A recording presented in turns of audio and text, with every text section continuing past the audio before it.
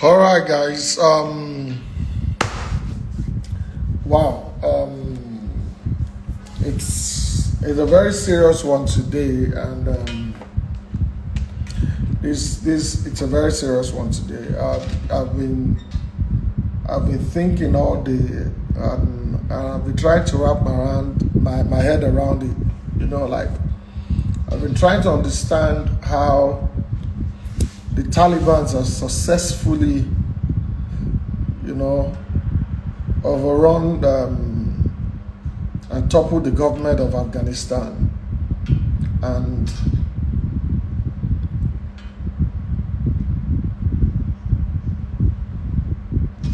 I just can't,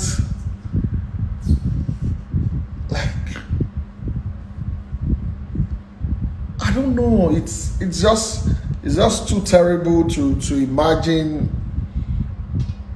And you guys can see what's happening to the citizens of Afghanistan. Did somebody say the voice is not clear? Could it be that my fan isn't? Hold on, guys. Let me try and.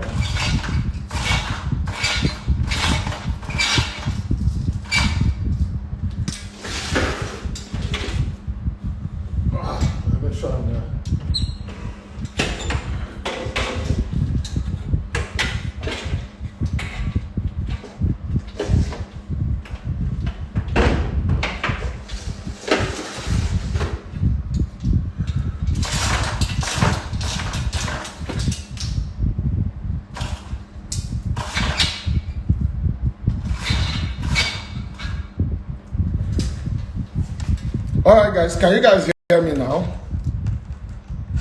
Can you guys hear me now? Okay, thank you so very much. And I want to welcome you to today's live video. For a while now, I had stopped talking about politics. And I'm not so sure a lot of you have noticed, Basically, one of the reasons why I stopped talking about politics is because by 2019 December, I was almost blacklisted from the industry, and I had to be very, very careful. I decided to go back to the drawing board and play along the Nigerian way. Just learning to keep quiet and just allow things play out. But you get to some point, you can't just keep quiet, because this is staring each and every one of us in the face. And then the sad story from Afghanistan happened.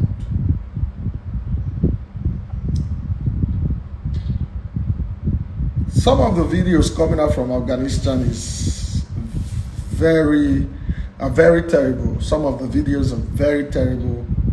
Seeing people trying to rush to get into the plane, the wrong way crowded, plane about taking off, and people hanging on to the parts of the plane, falling off. Man, if you have any iota of humanity in you'll feel very bad for what is happening in Afghanistan. And some of the people who are actually running to get in the plane are those people who probably are just plain citizens who believe that their country will one day be better. They are probably just plain citizens who believe that someday this war would stop. They are probably citizens who were dedicated to their work and living their normal daily life and didn't believe that the war will someday come to them.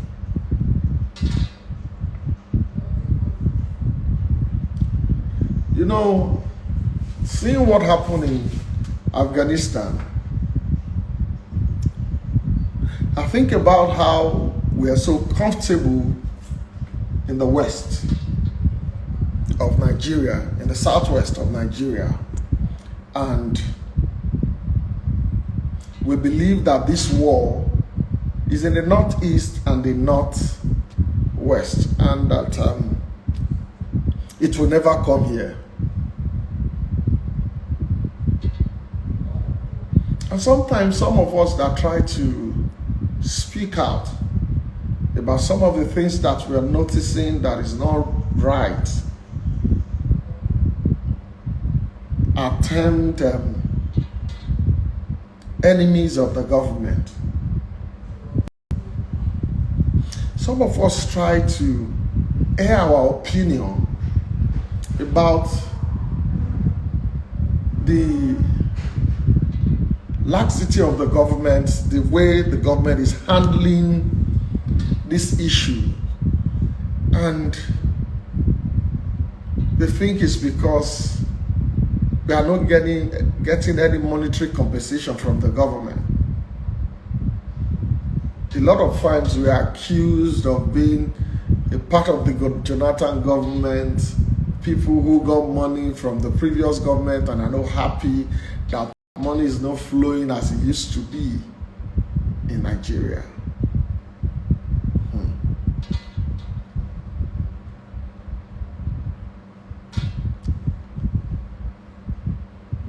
And every time I look at the ordinary citizens who see us as people who talk too much,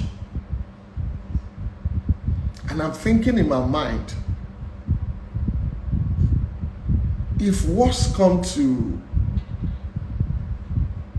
worse in Nigeria, if it become worse in Nigeria, I probably will somehow manage to escape. And these people who wake up every day to abuse me about speaking out or speaking up are the people who are going to be trapped in this war. And somehow it makes sense to me not to talk sometimes. But the humanity in me won't make me stop.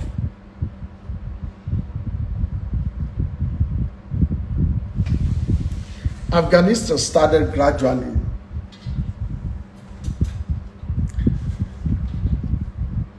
Terrorism gained ground. The government didn't really do much about it. Even when foreign forces came in, the citizens were shielding their brothers and sisters who joined the terrorist group and are not giving the right information to help combat the problem.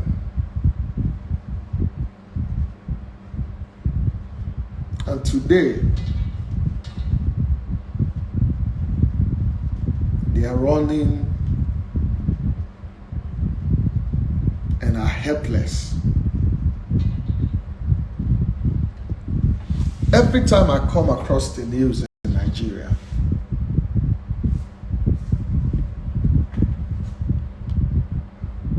and I see repentant Bko Haram being released, some Bko Haram fighters flown in from another country to be rehabilitated by the Nigerian army, and some Boko Haram fighters being integrated into the Nigerian army. And I'm asking myself, really? And we are allowing this to happen in our lifetime?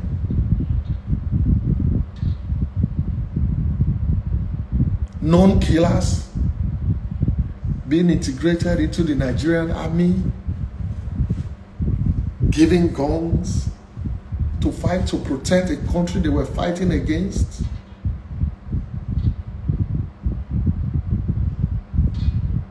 Now 80,000 Taliban fighters have overrun 300 government soldiers in Afghanistan. If we're putting 1 and 2 together in this country, doesn't this show that we're going to have serious problem tomorrow?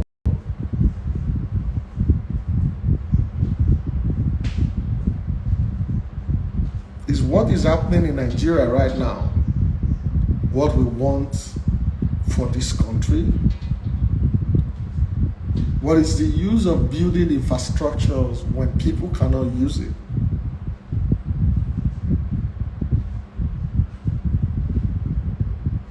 In less than 3 months in this country, 2 fighter jets has been downed by Bko Haram.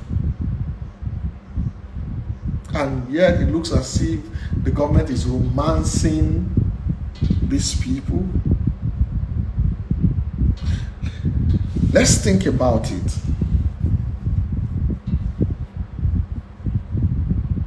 You rehabilitate Boko Haram fighters, all in the name that they've surrendered. And yet, soldiers who dedicated their lives to the fight and the protection of the citizens of this nation are not adequately compensated. And yet, you bring some of the Boko Haram fighters into the camp of the soldiers, and you think that there will not be some sort of enmity brewing.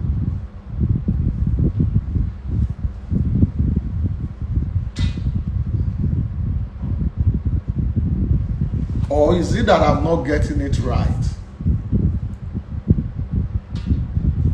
Or maybe I'm just thinking out of logic.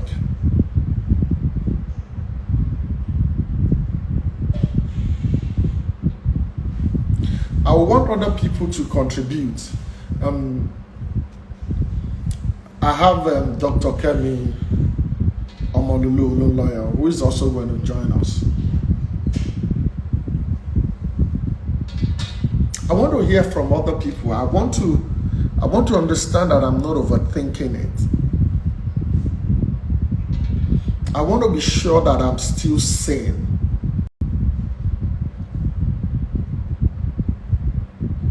I want to be sure that I'm not being too relaxed when I'm not talking about these things. Not because I don't care, but somehow I'm just trying to protect my livelihood, and in doing that, I don't want to get soaked or sucked into this lack of humanity. My mind is thinking a whole lot, and I'm wondering, what do we do as a nation? In the list of country with terrorism, I think Nigeria is ranked 3rd after Afghanistan, Iraq, and I think Nigeria, and I'm wondering, will we ever be able to pull through if this happens to Nigeria?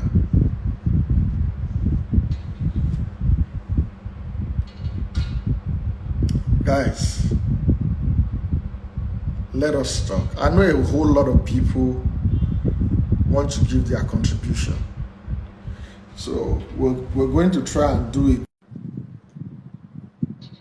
one after the other. Yes, sir. Yes.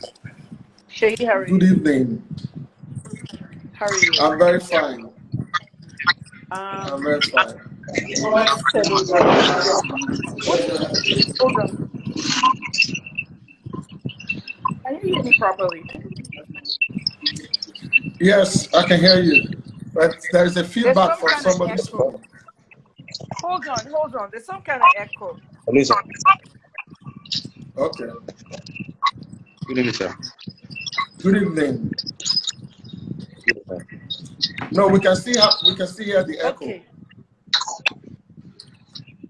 I wonder what it I think was. it's better now. Oh, you know what? It's better. Can you hear me now? I was still recording you before. Okay, let me put my headphones on. This is a topic I really want to discuss because I was a bit distracted. A lot of people on this broadcast say they were not old enough. Hold on. Yes, we'll wait for you. Sir, please, sir. Okay, Seyi. Mr. Seyi. Mr. Seyi, Seyi. Yeah. I need Yeah. can I talk? you talk. Samuel or Emmanuel. Is it Toby Emmanuel? Yes, sir. I Yes, think sir. there is something wrong with your microphone. Yeah, it's coming from his side. Don't worry, Hello? I'll bring you back. I'll bring you back, okay? Sir. I'll bring you back. Dr. Kemi. So I can't breathe well. And I'm going to tell you a lot about this. If you watch the video on my page this morning, I told you to watch it if you could. I analyzed what happened I've here. not been able to see it. I know. What I said was, as an international journalist, I was in this story. I covered Afghanistan from the US. I covered Iraq, and I also covered Afghanistan from Canada. This is the longest war in history. And what's happening is that we have a country that America created a monster out of. America created the problem in Afghanistan. Many of you watching Seyi and I now were little babies when this war started. At least my son, Rich KJT, was 3 years old. The war in Afghanistan started in 2001. It's been there, but the big one started in 2001 along with the Iraq war. So if you're 20 years old now, you were 1 year old.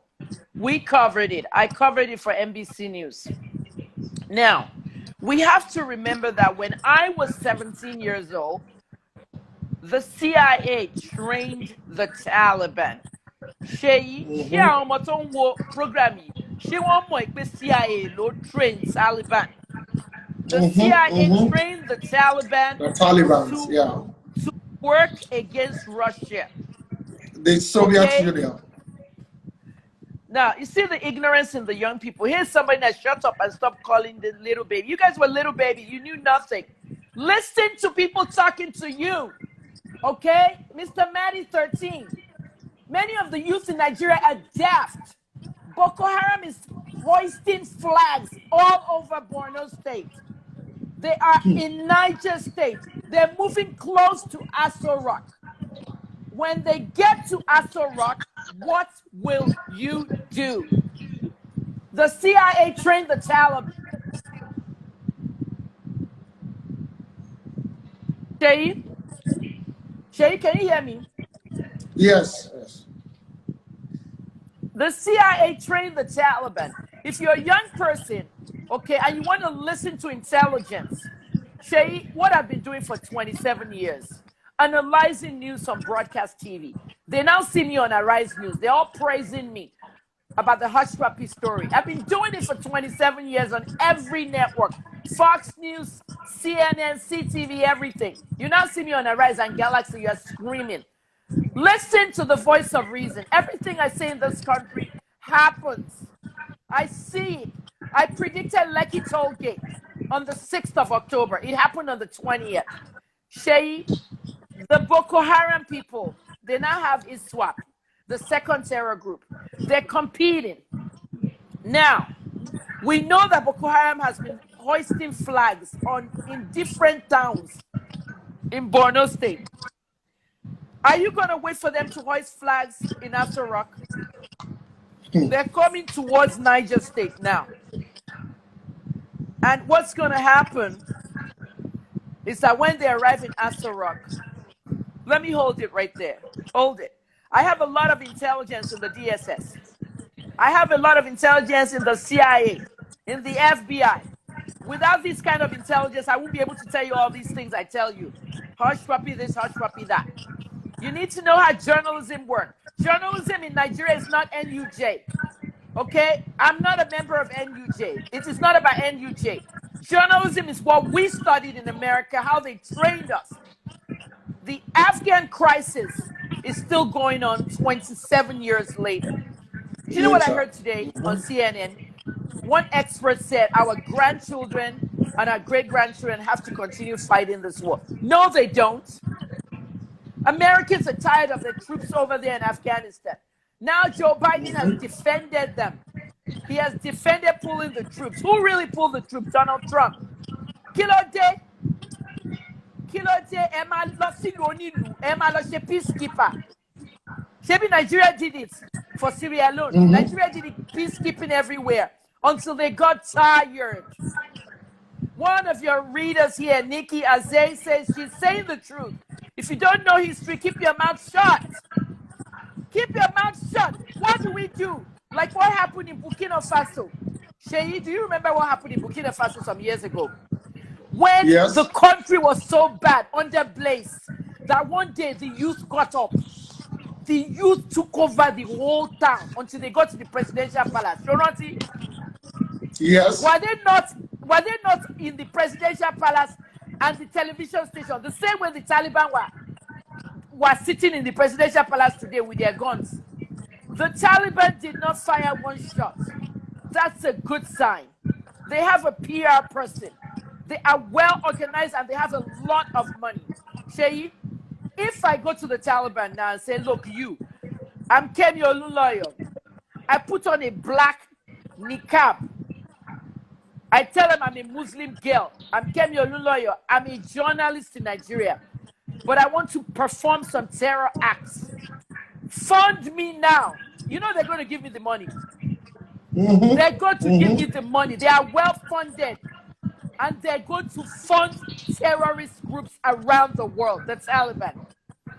From what I've seen now, they're telling us through their PR person that they're not going to stop the women from getting their education and all that. But Seyi, look what they did to the CNN guy, to the CNN woman, when she was interviewing some of the men. They told her stand on that side. She was dressed already in black or with the hijab and everything. No. All I know is this: let them carry their own cross. Enough US and Canadian troops got killed in that country. Why were the Afghanistan people running after a United States Air Force plane? Some of them were standing on the plane already. What kind of mentality is that? Are they brainwashed? A plane that's going to get to the end of the runway and fly into the air. You will just die and fall off the plane later. The U.S. Embassy has been taken over. Did you see the U.S. Embassy? They have reached there now. They've reached the embassy. They reached the embassy and they took over the whole place. So please, young people, if you want to listen to Kemi Olunloyo, okay, I blow my horn because most of you are daft. You know what they don't like in Nigeria, Seyi? These young people, they say I'm abusing them. You are daft. Okay, my comments more. You guys are not intelligent at all. You're smart, but you're not intelligent. The EFCC, Economic Financial Whatever Commission, they need to scrap that. Seyi, I'm doing a documentary about that. It is the problems in a country that causes uprising. The problems in Afghanistan is what caused this uprising. But what's Salah now? The president is gone. Hamid Karzai, all of them are gone. They don't want bloodshed. The problems in Burkina Faso is why those youth took over the government and they put themselves on TV. The problems in Nigeria are so much, and one of them is the EFCC. I'm doing a documentary about how they have to eradicate the EFCC. They have to end that parastater altogether. They are locking up young people. I went undercover. They are locking up young people, Seyi. They will arrest them. They will lock them up. Their family will come and give them 300,000 bail. When your family pays 300,000, yeah, when your family pays 300,000, you can go home. I mean, one guy, Oloki Onile, a young man, 20 years old, Oloki Ore. There were 5 people in that house. EFCC came and took all 5. Shebi, you will say, I wasn't part of whatever they were arrested for. I just came to visit. Oh, no, everybody paid 300,000 and went. He did not have 300,000. His family did not have 300,000, and he was still at the EFCC. The family called me. They said they heard that I can help them. I said, I can't help anybody because I have no money. I'm a journalist that works with my own money. I beg for money and I look for grants. I am not in the mainstream media. The mainstream media has never hired me. This Arise News thing now. Everybody was calling me. Kemi Olunloyo, let's hire you. Let's check in. I'm not working for any of them. I was here all the time, 11 years. Fumishe, OIRC, every analysis of Hushpuppi. I have so much to say about Kyari. As of today, new information about Kyari that I'm still going to say. But our problems is, my foul pricing, any come and take over Nigeria. It is not going to be a coup. It is not going to be a Lekki Tollgate kind of uprising. NSAD. It's going to be terrorists. The terrorists will take advantage of the fact that nobody's paying attention. Seyi, hear me, Seyi? Let me puff my inhaler. Hold on. I can't breathe. I've had this thing since 2 years old. It is not going to be any particular uprising. How many uprisings can you have? IPOB is doing their own uprising. Yoruba Nation is doing their own. Lekki Tollgate people are doing their own. No, why you're all protest? That's why I'm not protesting anymore. I don't protest because of tear gas. You remember that guy that died? Is it Okadibo or something? Tear gas, Kolopani. I don't protest on US soil, Canadian soil, or Nigerian soil. I protest online. My voice is louder on social media because of the same asthma. When the tear gas canister is thrown and everybody runs, who will help me when I can't breathe?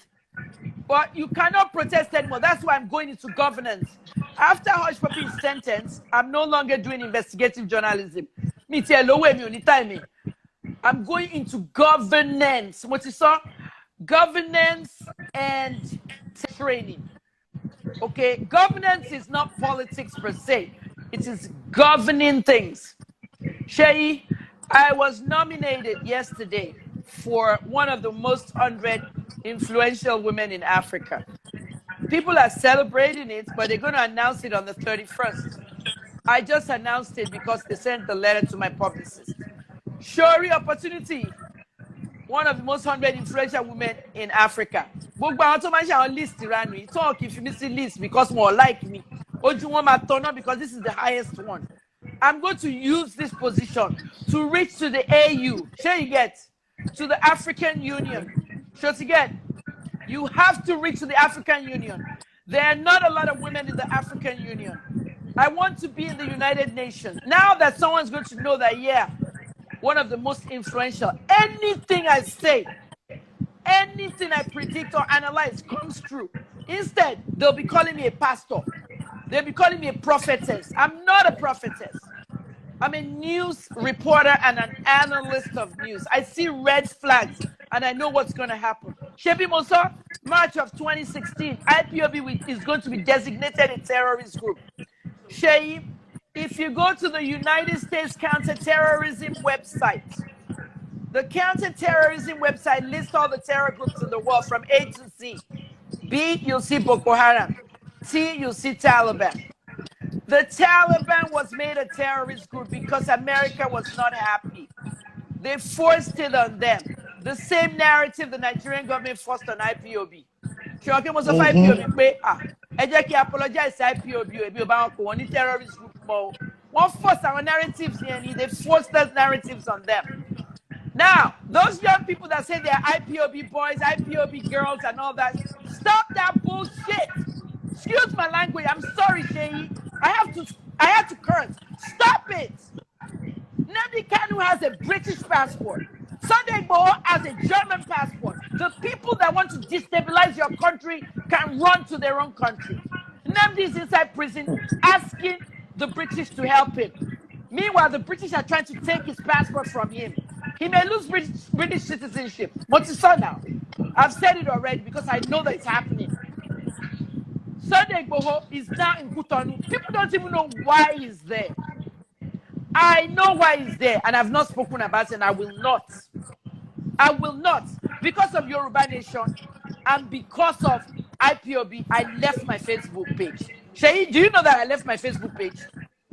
I left it, I abandoned it. I never want to post on Facebook again.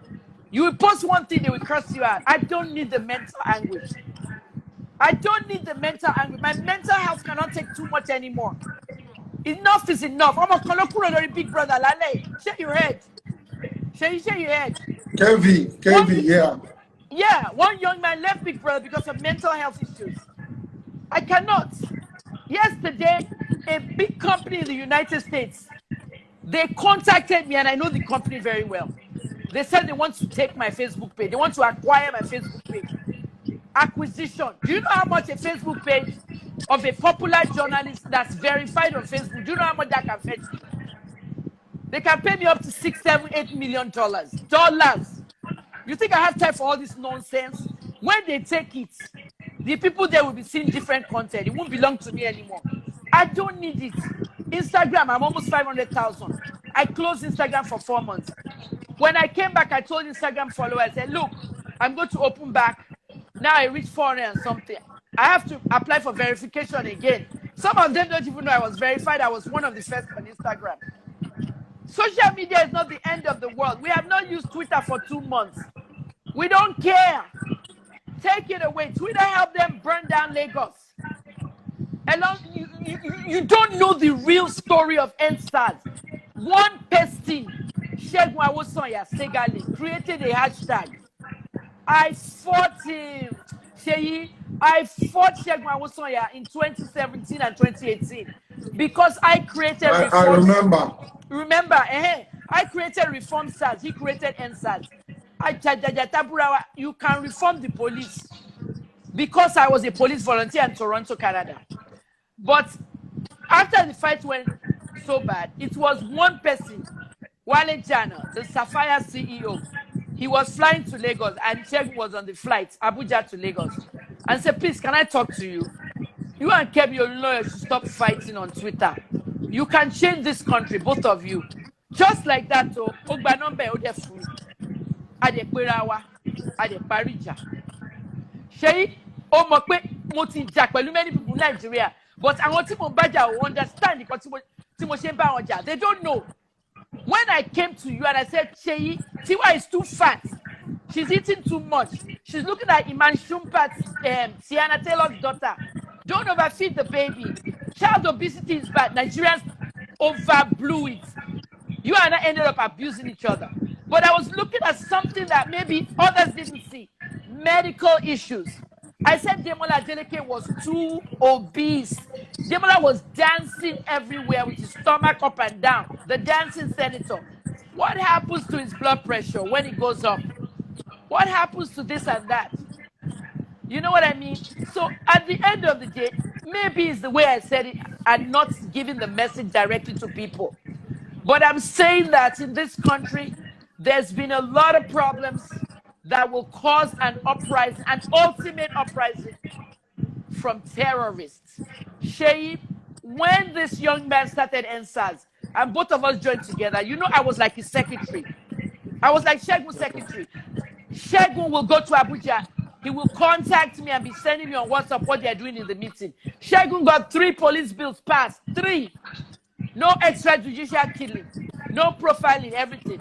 Oh, Segun, Seyilaw did all the work. In comes 6 feminist girls who didn't do anything. The feminists went and mobilized people around Lagos, and they planned for them to block the Lekki toll gates. That is not what we wanted. We wanted to dialogue with the police. We wanted 5 for 5. They agreed that they're going to okay the 5 for 5. We had it signed. And then Naira Marley was going to do a protest. They now told Naira Marley not to do the protest because they would give us what we want. Naira Marley now did a live video with them. After that live video, our falls, they all went to the gates. When they finished protesting, they left and went home. But everybody else did not leave. They stayed there. And they were there for 20 days.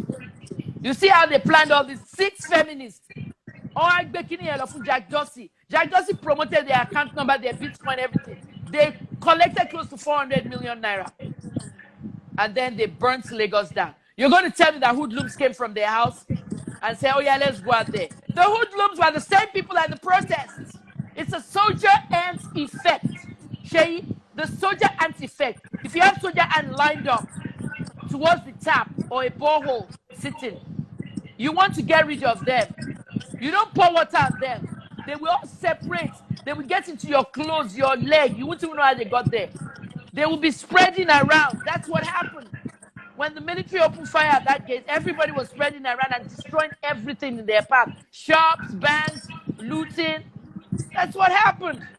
And then CNN, who kept calling DJ Switch when she was removing a bullet.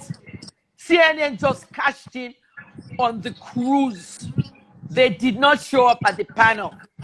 The judiciary panel heard from the army. The army stated their case. They stated their case so well. They talked about how they moved money from Zenith Bank, 2 billion, that the hoodlums had gotten to. All the shops, all the Spar, and everywhere that was destroyed. But CNN, a whole big network, and they stole half of my work. They did not show up at the panel hearing. So now the State Department said, maybe nobody died at Lekki Tollgate. You see how Nigerians mess up themselves? At the end of the day, do things properly, organize. Meanwhile, the feminist girls took the money, one day they lost a vacation, and then they disconnected one of their passports. Nigerians, stop following the bandwagon because somebody's going to protest. I don't protest anymore with anybody. When I say protest, Seyi, Showoreo, this one or that one, I leave everybody alone. Go and fight Buhari on your own. I want to work with Buhari in taking back this government. This guy has 2 years left. And I said it on a radio station that this last 2 years, Buhari must give me a position that I will use to mobilize youth. People are saying, stupid woman, you just want to get appointment. Yes, I want to get an appointment. The people with power have no ideas. The people with ideas, me, have no power. That's what I have to say for now. Ask me anything you want, Seyi. Thank you very much for your welcome, contribution. Jerry. You know, you've said a whole lot, and one of the most painful things that I've always noticed about Nigerian is that a lot of time young people like myself only listen to respond and not listen to comprehend, which is a huge problem. You know, we need to, for those people who are listening, we need to learn to listen first before we rush to give comments. We must learn to listen first. Right. When, for example, when our issue with Tiwa started, you know, it was a case of the fact that you didn't reach out to me personally first, and then eventually there was the cause of your arrest, which somebody misinterpreted my write-up for your release to you, and that caused the degeneration, and you know, the fight lingered and all that. But we were able to eventually listen to each other, and we're able to come to a better understanding. And whether we like it or not, you have been able to pass out a message about obesity and Right. how it can also affect children, you know, and I won't take that for Right. granted. And that is why today Yeah. I celebrate you all the time. I speak with you, Thank you you. know, and And I'm always I there love to Tiwa. I love the children. Are you having the party in September? Tiwa is actually in the UK now, so he'll probably be in the UK if I'm doing anything at all. What is her birthday? What is our September what? September 30th? Oh, okay, 20th. We'll do it online. She'll come online. Yes, I'll bring out because it's our big five. So I really want to appreciate you for the comments that you've made today, your contribution. It is very important that young people, we need to understand history. Yeah. The Taliban that we see today all started with the US trying to topple the government of the Soviet Union in Afghanistan. Yeah. And from there they moved to the Cold War. Right. And by 2001, Al-Qaeda was born, and it has become a full-fledged terrorist organization. Right. We need to understand this history to be able to know where we are going to. Now, the US, they have tried, a lot of their soldier citizens have lost lives in the fight. And the Canadians. You know, and even the Canadian government. The Canadians had more troops than the US itself. They removed their and now they've decided to, you know, to pull out their soldiers, and that country has become something else right now. Right. Something else. Something else. It is a sad sight coming out from Afghanistan today. It is the sight is horrible. It's not decent at all, and it is appalling. Right. Seyi, can I say something there? Can I hold that thought? You said the sight. Now, remember, the media is very important in this. The media has to portray the truth and not just what we want to see. We don't want to see propaganda. Clearly, you can see the Taliban. They have a spokesperson. Okay, my second degree is PR. My third degree is journalism. My first is pharmacy. You see PR people for the Taliban talking to CNN reporters. Now, you see how they're standing in front of televisions? You know, like cameraman is showing them in the presidential palace. Cameraman showing them in the U.S. embassy. Places they couldn't enter. You know what I'm saying? Now they've created an Islamic state. The most important thing is the role of the media in this uprising. It's not even an uprising, it's a takeover. It's not a coup. It's not bloody. It's not bloodless. This takeover, they knew it was coming. And they were taking cities and towns outside Kabul until they reached Kabul. It is happening already in Borno, Adamawa, and Yobe. They are taking towns, and they will eventually arrive in Aso Rock. Is the president going to flee? Is Oshibade going to flee? They have to have a response now. And it's called the DSS. I have never heard of the DSS involved in terrorism activities. It's always the police, the SARS, the IRT, everyone. That Kiari unit. So they need to get the Department of State Security ready. That is their job. DSS job is not to be carrying Dasuki and Showore and all that. Their job is to protect the homeland. That's why America calls their own homeland security. Department of State Security. Go ahead, Seyi. Thank you very much. So we know that a lot lies in the hand of the DSS, and there's a whole lot that needs to be done in Nigeria right now. We're just hoping for the best. Thank you so very much for your contribution. Thank you. I also want to bring other people to make contributions. Problem. I'll be watching and commenting. Oshegoni Seyi, sorry again. Take care. Thank you so very much, Dr. Kemi Olunloyo. I think you should save it now, then come back in. All right, bye-bye. No, I will always save it. I have it can run for almost 3 hours. So, guys, I see a lot of you are asking questions. Definitely, Toby, I'm going to bring you back in, and I have so many other people that want to make contributions about the discussion today. So, yes, let's talk about it. What are the lessons to learn from this? No foreign troop is supporting Nigeria, so we must be deliberate in whatever we do. I agree to you. I beg, yes. make this guy talk. Where they also say when you bring him. Well, got talk. Yes. They don't bring you more. You want talk. Hey, boss. Hey, boss. Thank you. So, Toby, what is your contribution to this discussion? My contribution is that this life, nobody wants to hear on you like the past. We can't hear you. What sound are you using? I'm using my Bluetooth, sir. No, don't use Bluetooth. Don't use Bluetooth. Use your normal phone speaker, Emmanuel.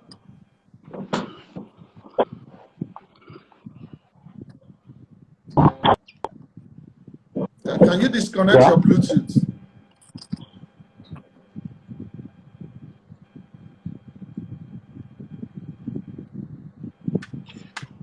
We can't hear you. We can't hear you, Amoti. Okay. Can you hear me now? Yeah, we can hear you now. And this guy's been disturbing us since. I was enjoying the conversation with my brother. You were here saying they should bring you. They brought you can't talk. It's so annoying. Bro, talk now. You have been saying bring me. Please talk. We are listening to you. Let's he's having a bad network. No. My issue is even those that are older than you. Seyi was here listening to Dr. Kemi. Everyone was here listening to Dr. Kemi, and they were listening to learning from the woman. And then you were here, you're saying bring you, you're just interrupting his talk. And they brought you in now, you can say anything. You see, one part of the problem that I have with Nigeria is that I said this a long time ago when we were fighting that for the NSAS, and we're talking about police profiling. Nigerians are great profilers themselves. Yeah, true. And we are very quick to stigmatize people. Very quick to stigmatize people.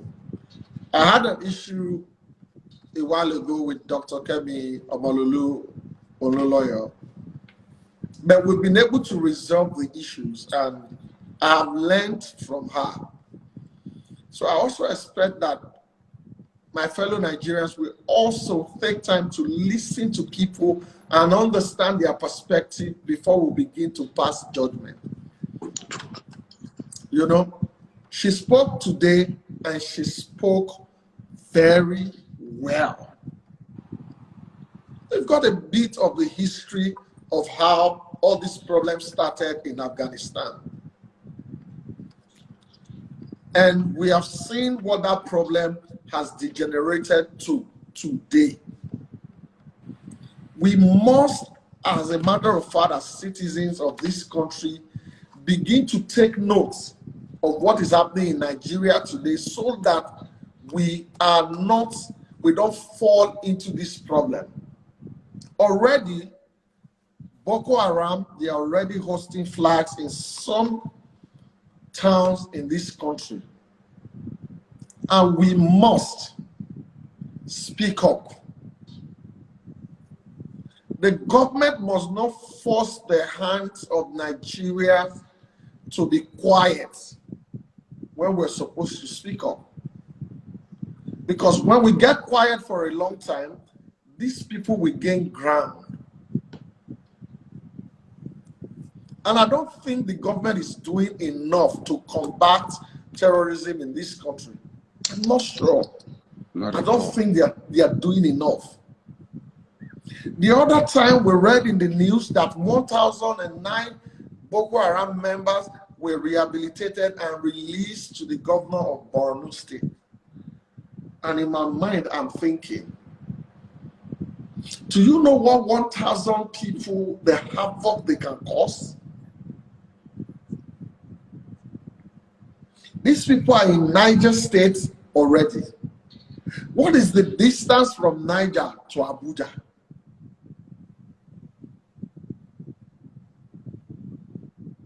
We need to speak up. It might not favor some of us. But these are some of the things that people don't know. Speaking up might not favor some of us.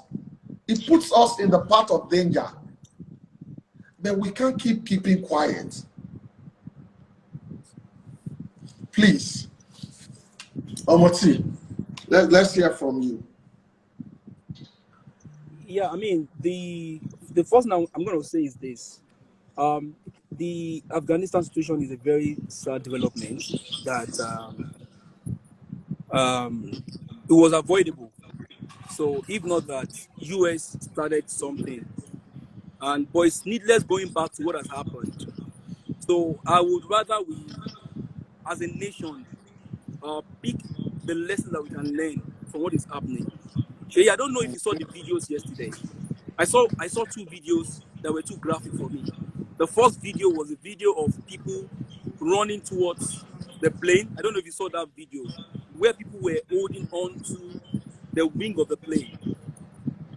And it's not to say that they didn't know that they were doing something that was risky, but they just thought that instead of them to remain in that country, it was fine for them to just join the next thing, similar to what some people would do in such a desperate situation.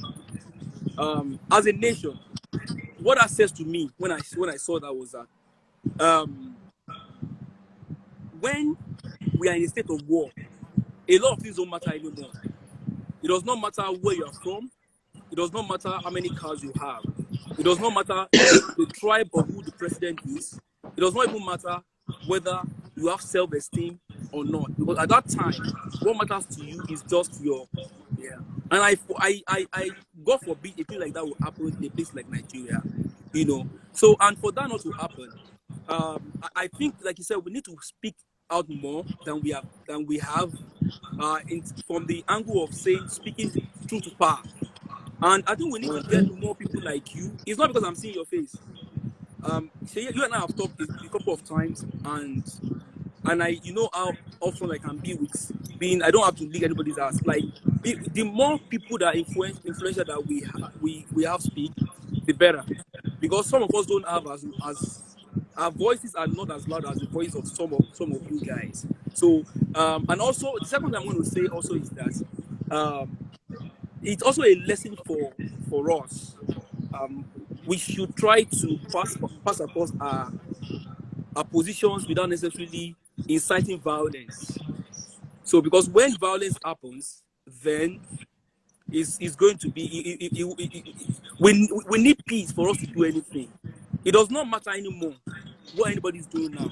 Diplomacy does not matter anymore because right now it's so crazy. So that's what I would say. I prefer we look at it from the angle of what lessons we can learn and the things that we can. Because but if anything happens in Nigeria right now, where are we going to? How many countries is going to accommodate? How many countries will accommodate over 200 million people? And when countries do go into diplomacy, the reason they do diplomacy is because the world has been reduced to a global village where we now have borderless world where it's easy for whatever is happening in one country to have a spiral effect on other countries. And that is why big countries don't sit down anymore and do as if they are ostrich. They will rather make sure that whatever is happening in other countries, and COVID-19 is a very good example. When COVID-19 happened, it was far away in China. How many of us knew Wuhan before now? The cities I knew in China were just Shanghai and Beijing. I didn't know Wuhan. And when we heard the thing, in the news, they would just say that strange virus. That's what they said. They didn't even call it COVID-19. And every one of us were doing as if it didn't matter because we thought that, okay, I'm in Nigeria, I'm in this, I'm in that. Before you leave China and come and meet me, but we were wrong. Before we got Jack Robinson, I mean, COVID-19 was everywhere, which is why we cannot just have this thing everywhere. Let me allow this brother to talk. Yeah, MCP, yeah. please. I believe one thing, because there's a comment somebody just stated, and that is truth. Before a problem becomes big, it started little, or it started from small, it started from the scratch. When we say terrorism, Boko Haram and all those stuff, I believe it was like a planning thing, a gradual process. You understand? But the thing is this: if you want to really cut off these terrorists and all those stuff, the people you really need to cut off, the people you really need to like hold responsible, is those that are sponsoring them. Because if you see the weapon these people are using, even the military, even the full Nigerian military does not even have half of those weapons. And the question is this: where are those weapons coming from? Which people are sponsoring them? Which people are harboring them? Which people are feeding them? These are the things that we really need to know. And you know, it's like, let's use this as a good illustration. It's like when you want to like start election. Let me be specific in Nigeria own. You use stout, aka agboro. You understand? You start using agboro to like oppress the other opposition and all those kind of like thing. And these agboro people you start using, you start giving them promises. You understand? You start giving them promises. You put them in this position, you put them in that position, and all those stuff. And when you now win the election, you start forming busy. You getting me? So when the person comes to your office once or twice, tells you, man, guy, waiting we talk, you don't they form busy, you don't they forget. Before you know, they start plotting against you, forgetting that you have already equipped them. So when you equip them, who are you equip them mean against? It's against your own self, because you sponsor them. Look, this Boko Haram now, like what Auntie Kemi said. Look, they are now using this new dimension of going through herdsmen. Imagine somebody that is rearing cow will be carrying AK-47. You understand? Check what they did in Benue State. They call them herdsmen, but the weapon, the gun these people carry, is that not terrorism? That is terrorism. But the basic of this whole thing, look, let's use Afghanistan, Syria, Qatar, Iraq as a good example. I don't want to like call names because we know that there are upper bodies, you understand, the Western world that are really sponsoring these people. And when they sponsor them up to an extent, they can't control these people again, because everything they are using are sophisticated. We all know about the story of what is he called? Osama bin Laden. He was trained everything weird in US as a top spy. This. Who did he face at last? He faced them because he know the whole corner. He know every. This is one thing we are not really talking about, because if we keep on beating the drum around the bush, we continue dancing in circle. Cut off these people that are sponsoring them, because these people are in money. If you can cut off their sources, their source of income, the weapons, the food, and all those stuff, believe you me, these people will come out, they will surrender in peace.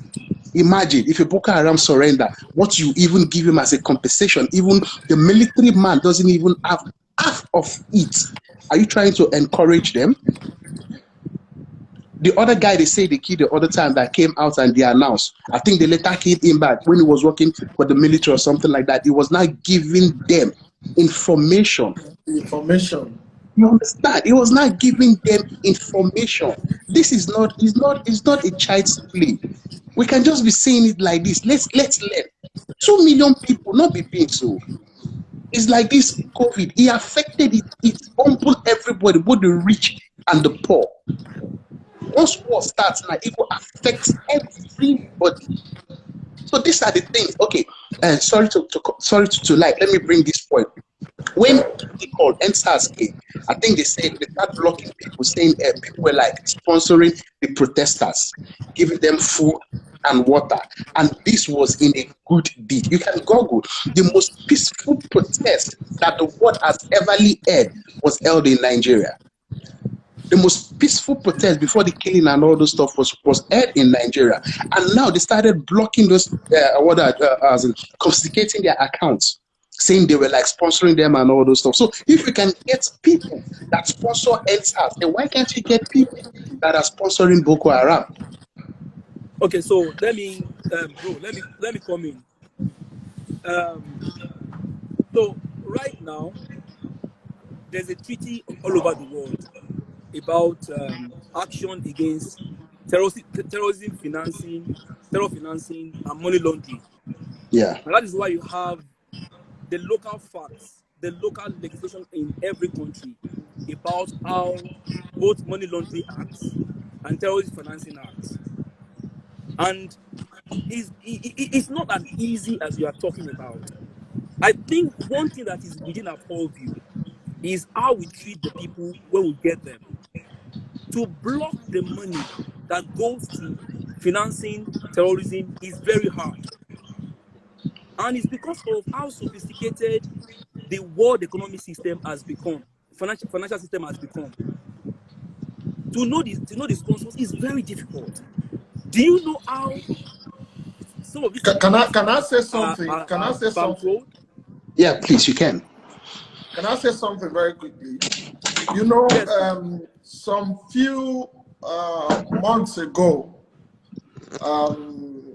there was a news that came out from Dubai about some Nigerians who were caught to be financing Boko Haram. And after that news, that was all we heard. Yeah, they debunked the whole thing. That was all we heard, that those people that were caught, some Nigerian and some other national from other countries were caught. So I expected that the government, like our federal government, would take up the case to publish the name of that person, of the Nigerians who were involved, you know, and, you know, at least to make it obvious, to shame these people that are involved. Yeah. To show that they are not pampering them. But we have not heard anything about that person. But Seyi, I know why this is, and I'll tell you why. Steve, I want to say again, to trace terrorist financing and money laundering is one of the most difficult things to do in this world today. I don't, sorry to say, I don't believe you, but go ahead. I'm going somewhere. Okay. Even the things that you don't need tracing. There's so many things that are so glaring that you don't need tracing for. Okay. How many people have been named and shamed among the people that stole money in Nigeria? Now you're talking, yeah. No, now you're talking. Bro, wait. I'm telling you that if somebody will not, because it's harder to start tracing money. Let me tell you how this thing is done. Money laundering and terrorism financing, the reason that banks and everyone put in place measures. Why do you think when you're sending an amount that is above a threshold, you would have to fill some forms in the bank? Why do you think it's like that? Why do you think if you're going to do wire transfer from Nigeria to Dubai or from Canada to the US, why do you think they have to take your ID? They have to put the purpose of the transaction over there, and when it's above a threshold, the bank has to do reports. Your name will be part of the report. Do you know why? Because they need to trace the source of the fund and the destination of the fund. But again, people have mastered the art of using so many things to send money. We now have Bitcoin. We now have coins. We have all manner of things. You can sideline the bank and still send money and fund terrorist financing. If I know that if I go to the bank and take, say, $5 million to the bank, it's going to be flagged, and they will start asking questions. What am I going to do? I might decide to buy some coins and credit some of these things. Do you get what I'm trying to say? So I'm telling you why. So if somebody would not be upfront enough to prosecute those that you can see that they are getting money, you don't need to do any background check on them. You know that they've stolen money. They've not done anything. Are they the ones that will not go and roll up their sleeves and go after people trying to look for the source of their funding? It's much harder. And by the way, the Taliban and terrorist financing has gone beyond domestic. Don't think those are funding Boko Haram in Nigeria. If that's your thought, you might be making a mistake. If you think that the people that are funding the what's their new name now? All these herdsmen in Nigeria. If you think that it's just about those in Nigeria, you might be making a mistake. I'm sure there will be global dimension to that thing. Now, what I'm saying is this. I understand that tracing these things might be hard, but we should not also excuse the fact that our government has been too soft. Bless you. In handling this issue. Very correct. Do you understand? Very correct. And this is a part of what we're saying.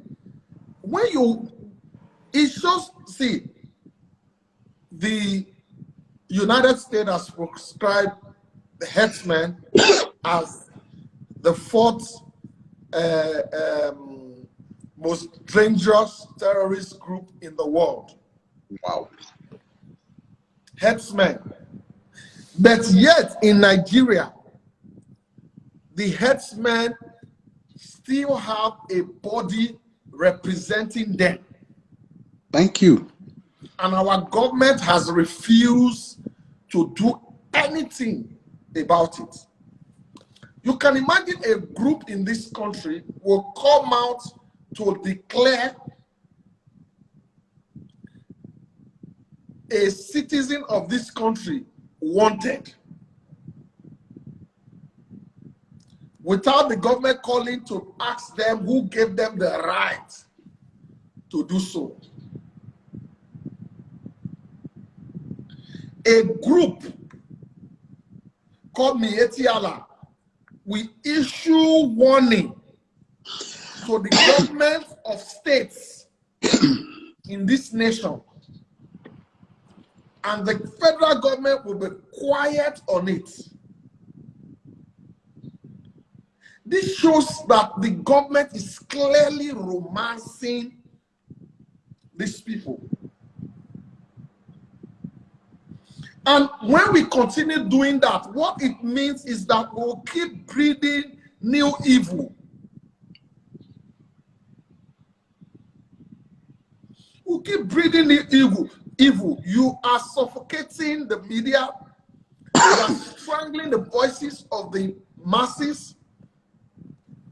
And you are giving voices to terror groups. These are bad precedents to set in this country. And we must talk about it. We must not be quiet about it. Every time they talk about herdsmen, people say they are not from Nigeria. You allow people from other nations to infiltrate your country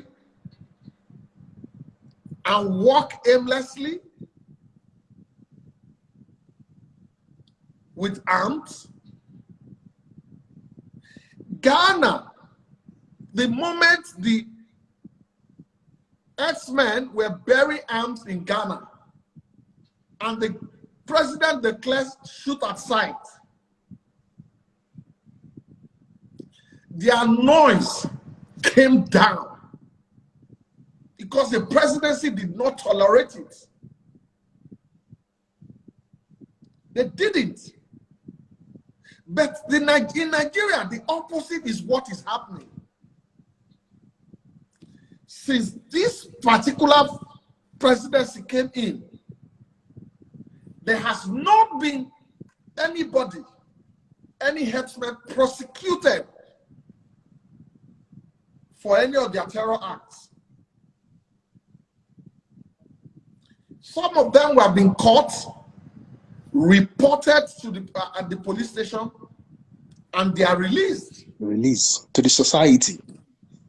How then do you want the citizen to speak up against them?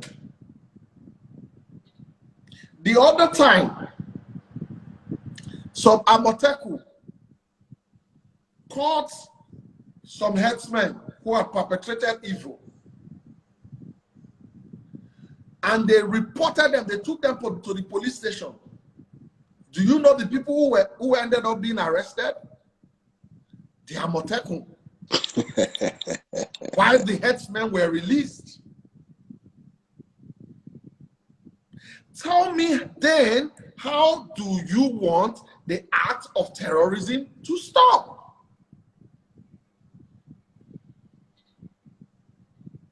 And the reason is not far-fetched. The fact that these people we allowed something to happen in this nation that shouldn't have happened. You see, allowing Sharia in some states of this nation defeated the secularity of Nigeria.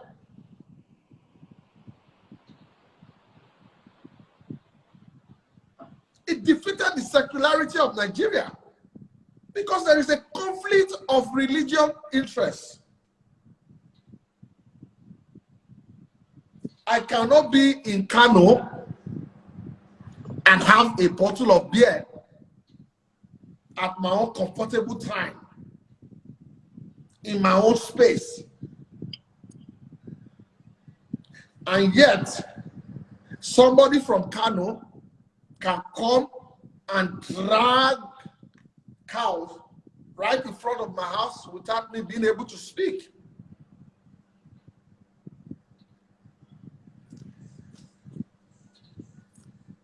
The alcoholic companies in Nigeria pay tax. They pay tax in this country, and this tax are shared by the 36 states of this nation. And yet, some Hizbah will go to companies selling drinks and go and destroy their drinks. And yet their state is waiting every month to collect from the alcoholic tax.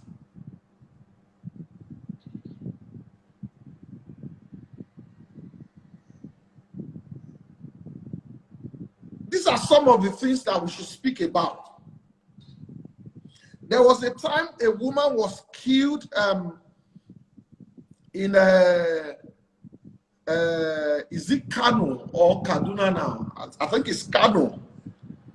That they said she used the Quran to wipe the bum of her baby. And because of that, they killed her.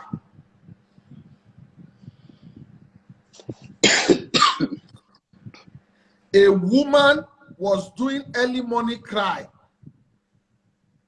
in Abuja, not any other place. And she was killed in this nation. Until today, nobody has been held accountable or brought to judgment. These are some of the things that we said the government is doing wrong. Because when we leave these things to fester, it becomes a problem later.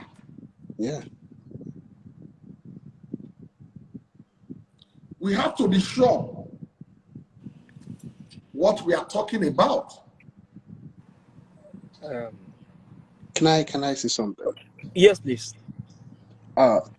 Because as you're just saying this whole thing, I was just trying to digest this whole thing. I want to tell you, I want to ask you a question. Do you know why NSAS really worked? Why it really lasted, even to extended to some states and all those stuff, and they were able to work in peace? Why NSAS really lasted, that the whole nation even came together, was because of two things. One, the cause was not for religion cause. And two, it was not for traditional cause. So everybody kept their religion differences aside, and they kept their tradition or you're from here aside. To the extent they were even asking, okay, who are we going to speak to? Who are we going to address? Who is the president or whatsoever of this whole what is it called? Protest? Everybody said we are one voice. So what Auntie Kemi was trying to say about the youth in Nigeria, it's we don't have one voice. We don't have one voice. We don't have one voice in the sense of I be Hausa, I be Yoruba, I be Igbo. So you cane your line, make I cane my line. If we can put this different aside, believe you me, we Nigerians, we can turn this whole table around. But because of the greed, that personal selfish interest, and you're even pastor, prophet, imam. As I said, imam, now I remember what Seyi was saying. Just imagine somebody now coming saying why herdsmen are doing what they are doing is because they are calling them all sorts of names. Why they are kidnapping. I'm sometimes I used to ask, what kind of weed these people are smoking? Because I know that weed is not quality weed. It was really, really very expensive weed. For you to come out and you call yourself a religious leader, you understand, protecting people that are kidnapping children, even being a negotiator, saying these are what they want, these bandits. You said, no, the guy said we should not call them bandits. You understand that they should be treated with leverage and all those kind of things. And you come out, you're a father of a religion, protecting these people. So what are you trying to say? And the government are there, even negotiating with terrorists. Look at X-Men. X-Men start with play. Do you know since when X-Men have been in Nigeria? And when people they carry cow, they pass, right? Even before I was born. But these days now, these guys are well equipped. They now just use the cow as a camouflage to go do whatsoever thing they want to do. And even the so-called presidency or the so-called government, let me use the word government, are even giving these people protection, even protecting them, telling people that, look, we even value one cow more than lives. You understand? We value even this cow more than life. S-men carrying AK-47s, burning villages and all those stuff. We really need to put this our religious differences. We really need to, please, we really need to swallow it. We just need to drop it. I'm Igbo, I'm Hausa, I'm Yoruba. It's a girl. It doesn't matter what we are fighting for. It's one Nigeria. If we can do this all one Nigeria of a thing, even they will be scared of us. Not betrayal. If any man from maybe the north comes against the government, even now still them, the people will betray him.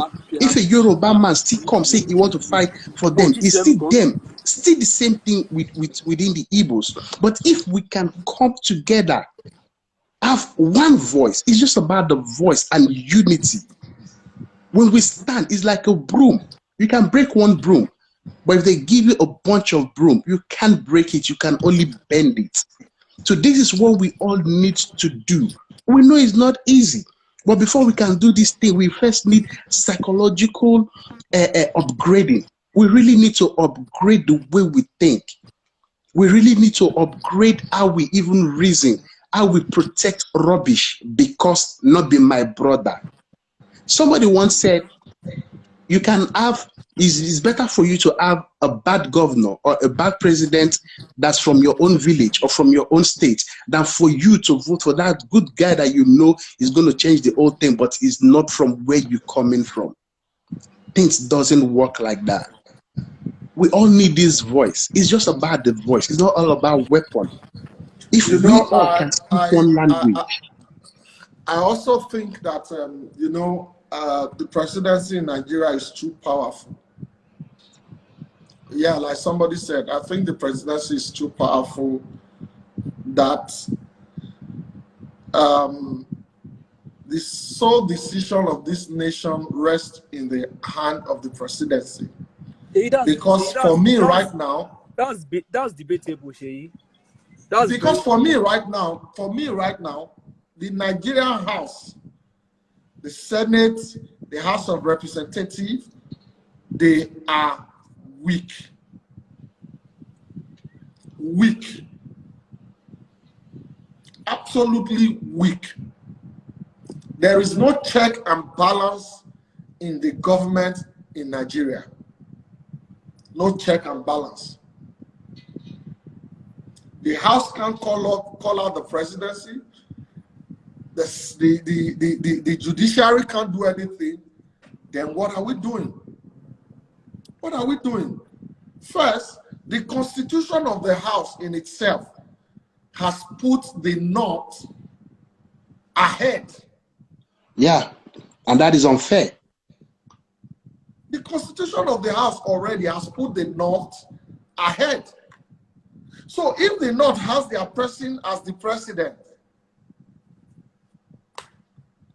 how do you have a house to fight to make the president do the right thing? Seyi, please, I need to come in there, and I'm going to make some comments. I don't know the conclusion of those comments, and those comments are to make us start thinking. I mean, you can jump on me as I make those comments, just to stimulate our thoughts. Okay, so it's become like a cliche when people say that the presidency is too powerful. On the one hand, we say the president is too powerful. On the other hand, we talk about things like, oh, the president will have done certain things, but because of the powers that be, he's not able to do it. Not with this president. Not with this presidency. Seyi, I know. See, I'm not holding brief for anybody, and these guys, a lot of them have failed us. But every time I think about Nigeria, I ask myself this question: what can I do differently if I were the president right now, given the same condition? I'm being very honest with you, and I want each of us to ask those rhetorical questions. That if I were the president right now, given the way things are structured right now, what can I do differently? Can I really make any change?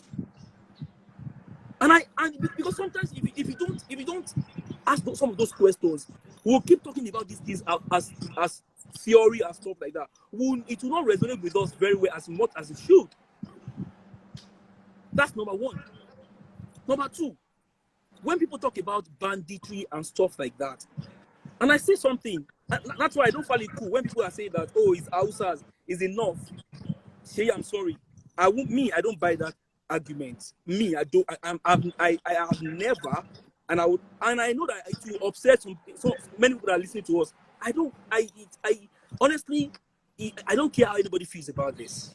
I am not Hausa, but I know what it means for me to walk into a place and somebody to stereotype me based on what you know about some people. Do you know what it means for you because of the color of your skin, Seyi? Because some Nigerians have done some things bad, or some black have done something bad, and you enter into a place and you are not given the chance to be who you are supposed to be, who you are actually. So people are already stereotyping you based on what they think of people that come from your race, or people that come from your tribe or anything. And that is why I don't buy that kind of thing. Seyi, I lived in Lagos all my life. And the people that you give your keys to are always the so-called Fulanis. You give your keys to them, You go into your you sleep with your two eyes closed. These guys are the one that will watch you. At what point did they become bad? No, I want us to start thinking so that, because by the time so that we can recognize our real enemies. That our real enemies are not the everyday people. It does not matter whether they are Hausa or Igbo or Yoruba. They are not the problem. Because the same guy, the same Audu Adamu is a guy that sells meat to you. Is the guy that you will joke with. That will say, oh, you are my friend. I'll give you Jara. I'll give you the same guy. The same guy that you are at work. When I was in Nigeria, I work on the island. That was on the mainland. You practically call sometimes.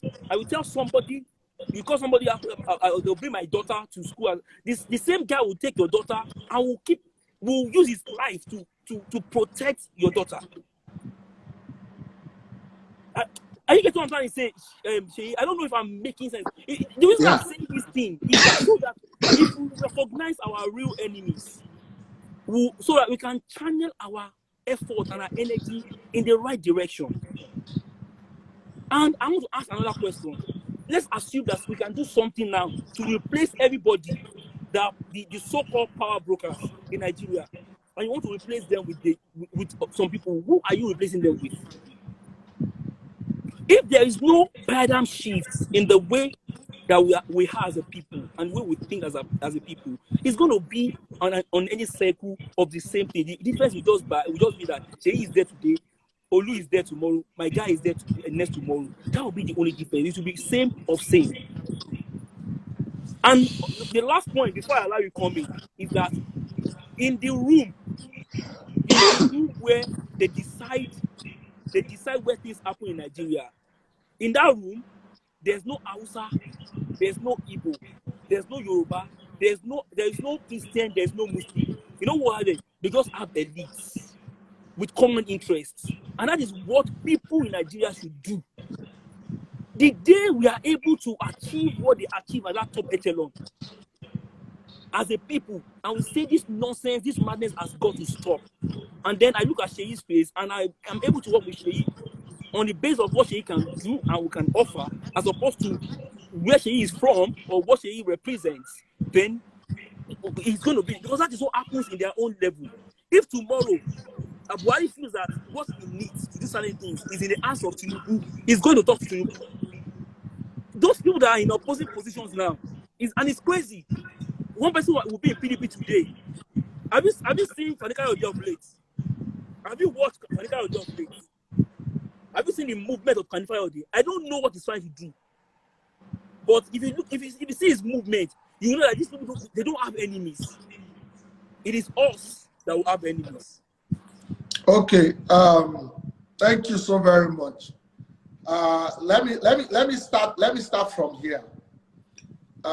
I think I'll bring in Rex Funds if he wants to come in. Rex Funds if he wants to come in. First, when we say the presidency is too powerful, it is a statement of fact in Nigeria. It is a statement of facts. We shouldn't even sugarcoat it. One, in this country, the presidency approved $1 billion for arms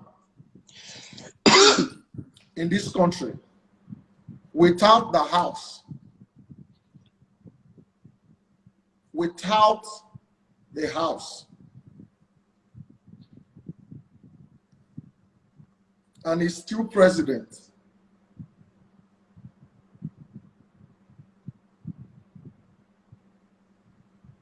I don't know if you understand what I'm saying. Yeah. I have the answer. I just want you to learn. I have the answer. I can answer you. What is the answer? It's not so much about the power of the president. It's so much about the interest of other people that should talk. See, these guys, they have interests. And at every point in time, before they take any step, what they ask is that, what is in it for me? It's not because the president is powerful. It is because Each person will ask question, what is there for me every single time? And most times, somebody is holding something. Somebody says something jokingly that if you are too clean and you're coming to politics in Nigeria, they will not allow you. I was kidding. And and I asked why. The person told me that the reason they don't allow you when you are too clean is that they won't have something to hold against you. If they have a little dent, they will take that dent and keep it until the day you want to talk and you want to what's it called now? You want to look at them and probably look at them and go against what they're saying. Then they will bring out that thing and say, Oga, are you still talking or not? And that is what happens in the corridor, and that's what happens in the corridor of power. Yeah, this is what we are saying. See, in a situation where there is no power to challenge the decision of the president, it means the president is too powerful. Now, if we have a decentralized power where every state is controlling their resources and they are not dependent on the federal government, debt or no debt, they can challenge the presidency. They can challenge the presidency. That is where the decentralization of power comes in. Two, you talked about the average Fulani who guides our houses, who, sell water, who do this and that. Do you understand me?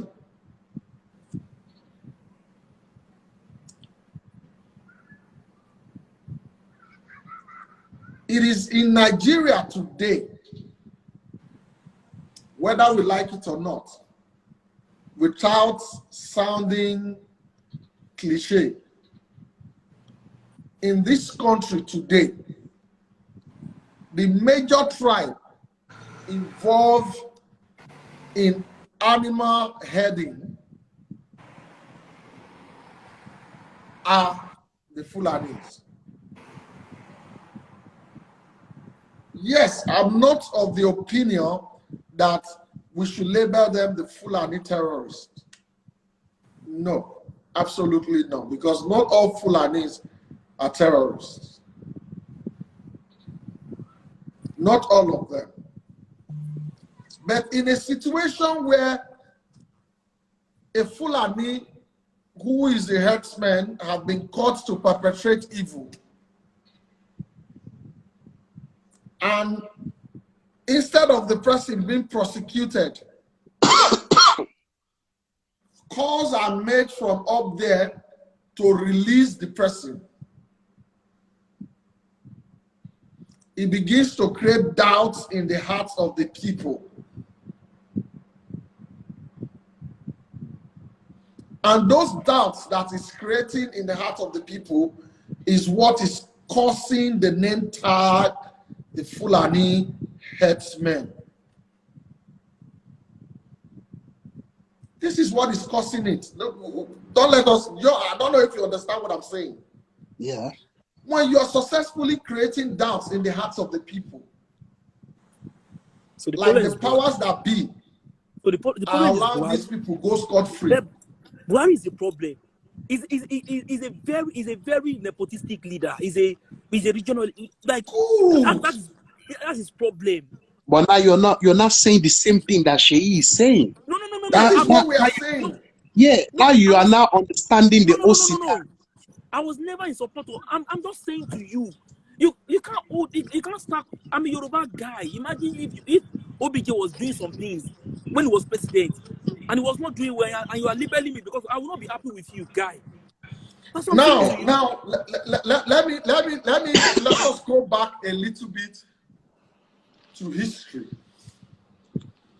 When Obasanjo was the president of this country in 1999, and then OPC came up. Not forgetting that when OPC rose up, they were fighting to protect Yoruba land from armed robbery, and all those stuff. Oduduwa. Then after this, you know, when they started fighting armed robbery, it became a case of extrajudicial killing. Extrajudicial killing. Do you know what Obasanjo did? Obasanjo went to the media and he declared that any OPC member seen with gun should be shot. He wasn't playing with them. Do you understand me? Yeah. This is his tribe. Yoruba. This is his tribe. OPC, they are Obasanjo's tribe. He declared that they should be shot. And believe me, that act of extrajudicial killing died down. I don't know if you understand what I'm saying. Yeah. When Jonathan, before Jonathan came in, you understand me? The Niger Delta Avengers were making noise. And Yaradua went ahead and gave them amnesty.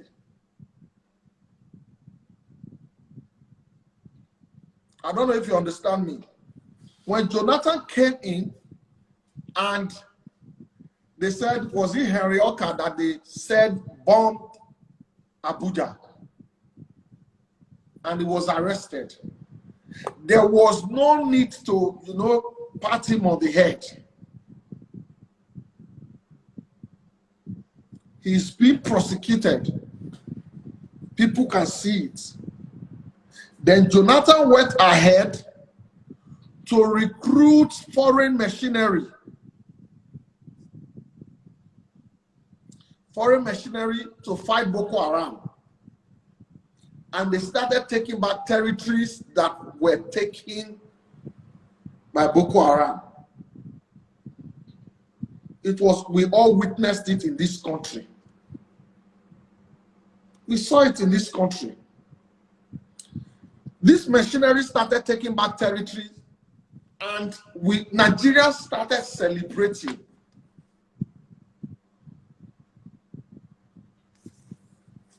Then Buhari came. And what is the first thing he did? You withdrew the machineries, the foreign machineries, and sent them back. What message does that send to Boko Haram? It's very, very conspicuous. Very conspicuous. What message are you trying to pass? Then after that, IPOB, against all advice, you proscribe them as a terrorist group.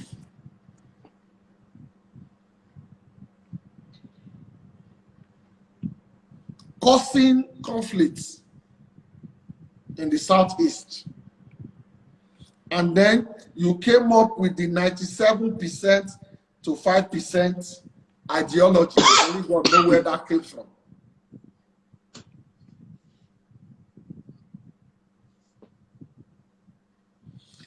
You yourself, as the president, has become an object of division.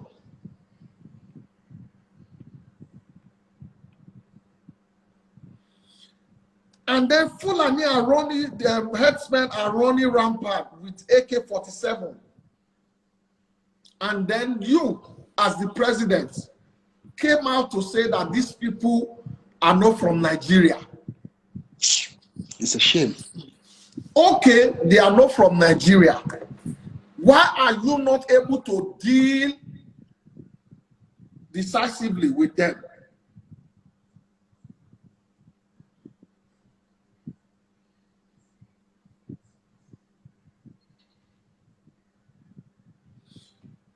You have made some terrible statements in the past that we are seeing the results. It looks as if those statements you made in the past, you have only just come to fulfill them.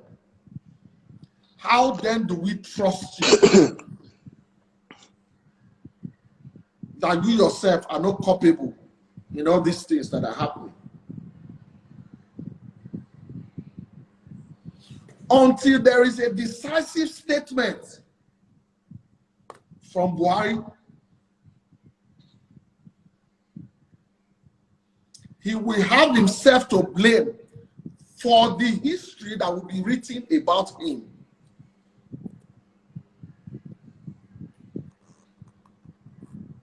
Until there is a decisive statement from him, he will have himself to blame for the opinions of Nigerians about him and for the history that will be written about him.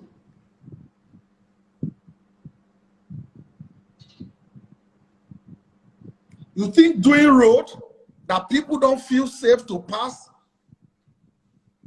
is an achievement? No, it is not. When life is secured, then people can be at liberty to be creative. Yeah, it's true. You must think about that. It is not about Nigerians hounding the president or, trying to criticize the presidency. It is about the president showing us that he is really committed to the protection of life and properties of Nigerians. This same herdsmen crisis happened in Ghana. This same herdsmen crisis happened in Ghana. But a decisive talk from the presidency of Ghana put it at bay. Why can't they go to Ghana and go and roam about now? Let them go and try it. Let them carry AK-47 and go and carry cow around in Ghana if they will be shot. But in Nigeria, the presidency will say the people who are carrying gun are using it for their protection. And yet, other citizens are not licensed to carry gun for their own protection. Who does that? The northern part of this country has the most porous border in this nation. Yet, when the presidency wants to make law, they are concerned about the borders in the south. These are some of the things that we need to start talking about. How do you want the indigents of a place to give you information about the bad people in their community when they know that if I go and report this particular person and his Fulani, that is a bad person, I could end up being the one being charged? Why would I give you that information? It's crazy. It's crazy. Why? If people don't have integrity, do you understand me? If our agencies lack integrity, then the citizens cannot confide in them.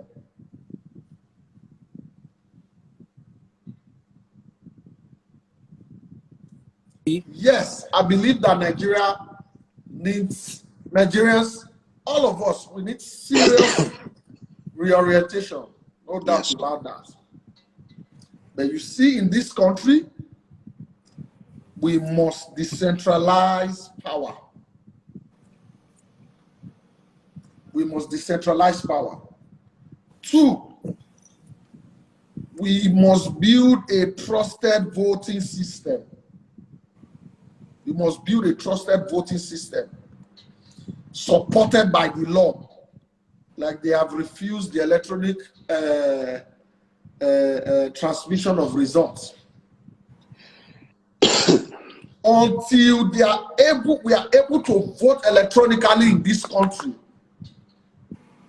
the corruption, electoral fraud that brings useless people to power in this country will not stop. But do you think that will still work, even though if they do it electronically? You think it will still work? You think they will not be able to like manipulate the system and all those stuff? See, you think these old people will be the one in charge of monitoring the electronics, the machines? It is youths like you and I. Like somebody said, there are ways to secure this thing. There are ways to secure it. But what about you secure? What about still being bribed, still being bought? We still need to talk about that. There are ways to secure. Seyi, I need to go for a meeting now. But before I go, I want to say 2 things. The first thing I want to say is this. Somebody in comment section will say something that if anybody will not be fearful, Seyi here knows me. I'm not afraid to say my mind. In fact, the people that in Nigeria don't criticize the government as much as I do. Go to my page and check. I say my mind on, and that's why Seyi and I we've talked on a number of things. So don't imagine that I'm just saying that when we're talking about solution, we have to be truthful about ourselves. I want to say something, and that thing is whether you use manual voting or use electronic voting or any kind of voting, they are just means to an end. They are not end in themselves. They are supposed to be used as a tool to achieve your purpose as a people. Can you mark my words? There are jurisdictions where their election is not even electronic at all. What they use is manual. But what goes into it is the intention of the people and values. Yeah, transparency. If I am a bad person and I'm using a system, the system does not make me a good person. The system will amplify who I am. The system will amplify who I am. If I am a good person and I intend to do what is good, the system will enable me to do what is good. If I'm a bad person, if you give me a system, the system, whether manual or electronic, will only enable me to do what I intend to do. 2 things. 1, figures will be collected by some people. People will still need to man the system. If I am the one in charge of the system, and my conscience can be bought, I can manipulate the system. I'm not saying electronic voting is not good. I'm saying that we are looking for shortcuts to addressing our value as a people. It might not be popular, what I'm saying now, and I don't need it to be popular. The second thing I'm going to say is that, so if you put up electronic voting and stuff like that, and people, if I've got money for, if Seyi has bribed me and has bought my vote, even if I know Seyi is not competent, Even if the vote is electronic, what you have done is that I'm still going to vote for Seyi if my value has not been addressed. Because Seyi has bought my vote. It does not matter whether I'm going to. The only reason that electronic voting will do for you in that instance is that it makes sure that whatever people vote is what people get. The mindset of people being biased towards who they vote for on account of values has not been addressed. At least in Nigeria, see, I have seen people vote for. Do you understand what I'm saying? I understand the mindset, but the thing is, you know what I'm saying? This the vote. If you watch the trend in voting in Nigeria, it has changed from what it used to be in 1999 up to now, and I have to give a lot of credit to Jonathan because that is why people buy votes. Before now, people don't used to buy votes. You know what they will do? They will simply write the results. But the reason people buy votes now is because it seems there's a semblance of credibility in a way in the system. That semblance of credibility died in 2019. During 2019 election. The semblance of credibility that we saw in 2015 died in 2019. I can tell you that categorically. In 2019, I don't want to say things that will cause wahala, but in 2019, what I saw in this country, I came from the UK to come and vote. Baba, I stayed at my polling unit till the votes were counted. I stayed at my polling unit till the votes were counted. But Baba, what I saw after, my heart caught.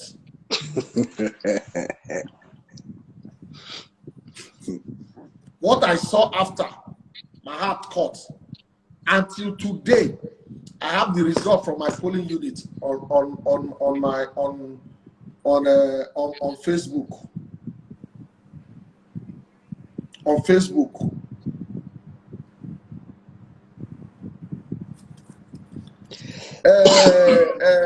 What is his name? Adeleke's election in Osun State.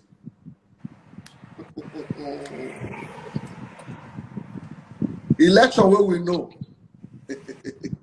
They declare am inconclusive. Baba, all of us will be fool. Yes, now. Truth be told. Truth be told.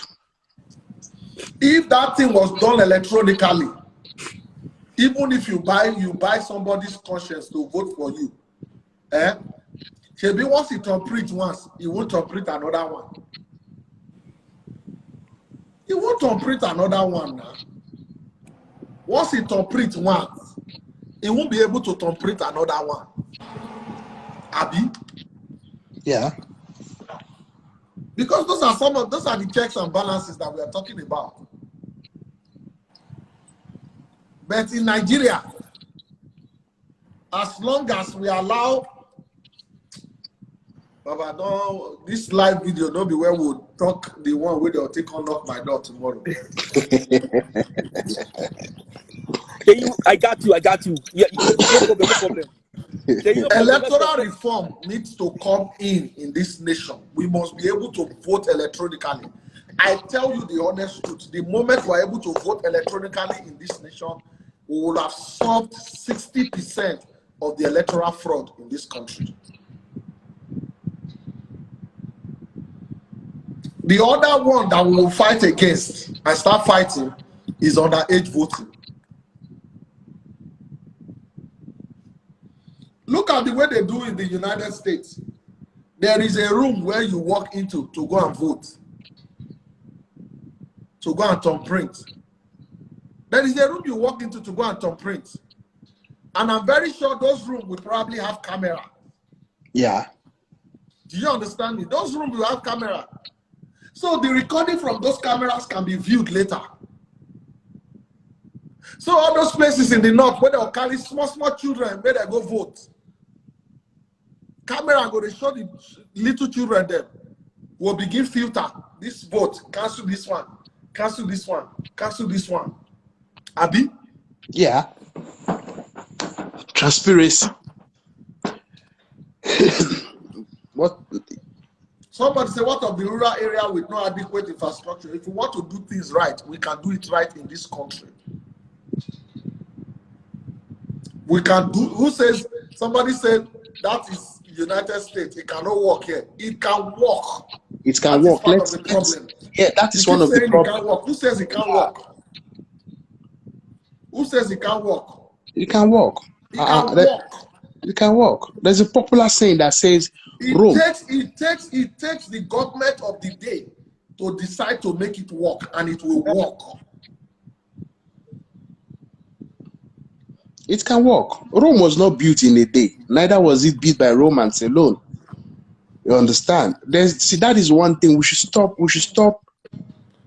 If we keep believing it can't work, it won't work. It won't work. We should stop limiting ourselves. Who says it can't work? We should stop limiting ourselves. If you say it can't work, the other person say it can't work, then how will it work? How will it work? Then how will it work? It's something mindset. That's why we really need to like drop so many things and come together as a unit, as a body. I keep on saying it. It's all about one voice. What is one voice? Your voice, my voice. We have the same direction, the same goal, the same vision. If my vision and your vision is the same, we are going somewhere. You understand? I don't need to like doubt you. You don't need to like doubt me, because we are all focused. Not be saying whether this one are Igbo, this one are somebody says something here. So the people saying it can't work. See, ordinary Rwanda. Who says it can't work? Thank you. Ordinary Rwanda. If it can work in Rwanda, then why won't it work in Nigeria? So we should just see. This person will add to this live video. We decide to just join the live video. They show us ceiling sis. Okay, don't bring somebody else. I brought in somebody earlier. The guy just begin look silly. I don't know why. Okay, because me, I know can they see himself. I only this guy still see where they twerk. No, he don't go. Oh. Let me see. Let me see who else want to come.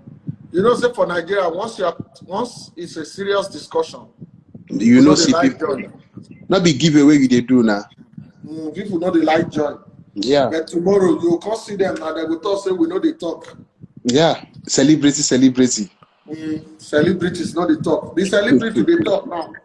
Come and listen, no problem. Good evening. Sorry, that means you have to like take me out, bring me back. I can't really see the other person. I can't see the person. Oga Seyilaw. Yeah, Oga. How everything now? Everything they fine. Tell us. What is your contribution to this discussion? The Afghanistan listing. Yes. Is a big lesson. We need to wake up in Nigeria. We really need to wake up, especially our leaders, our politicians. Okay. I'm listening now. Yeah, okay, I'm listening. Because, okay, if you check the news that we've been hearing now, all these bandits, all these everything that is happening, they are close to Abuja and everything. And our main capital city in Nigeria is Abuja. So even it's all over the place, but still our main capital city needs to be safe. But it's not even safe. If you are hearing it on news, and if you know what we are hearing on news, it's not everything that they report. It's not every crime that is reported. And there are some that maybe when reported, maybe due to broadcasting, all these commission broadcasting this thing, they used to reduce, and there's some information that they don't used to give out to the public in full.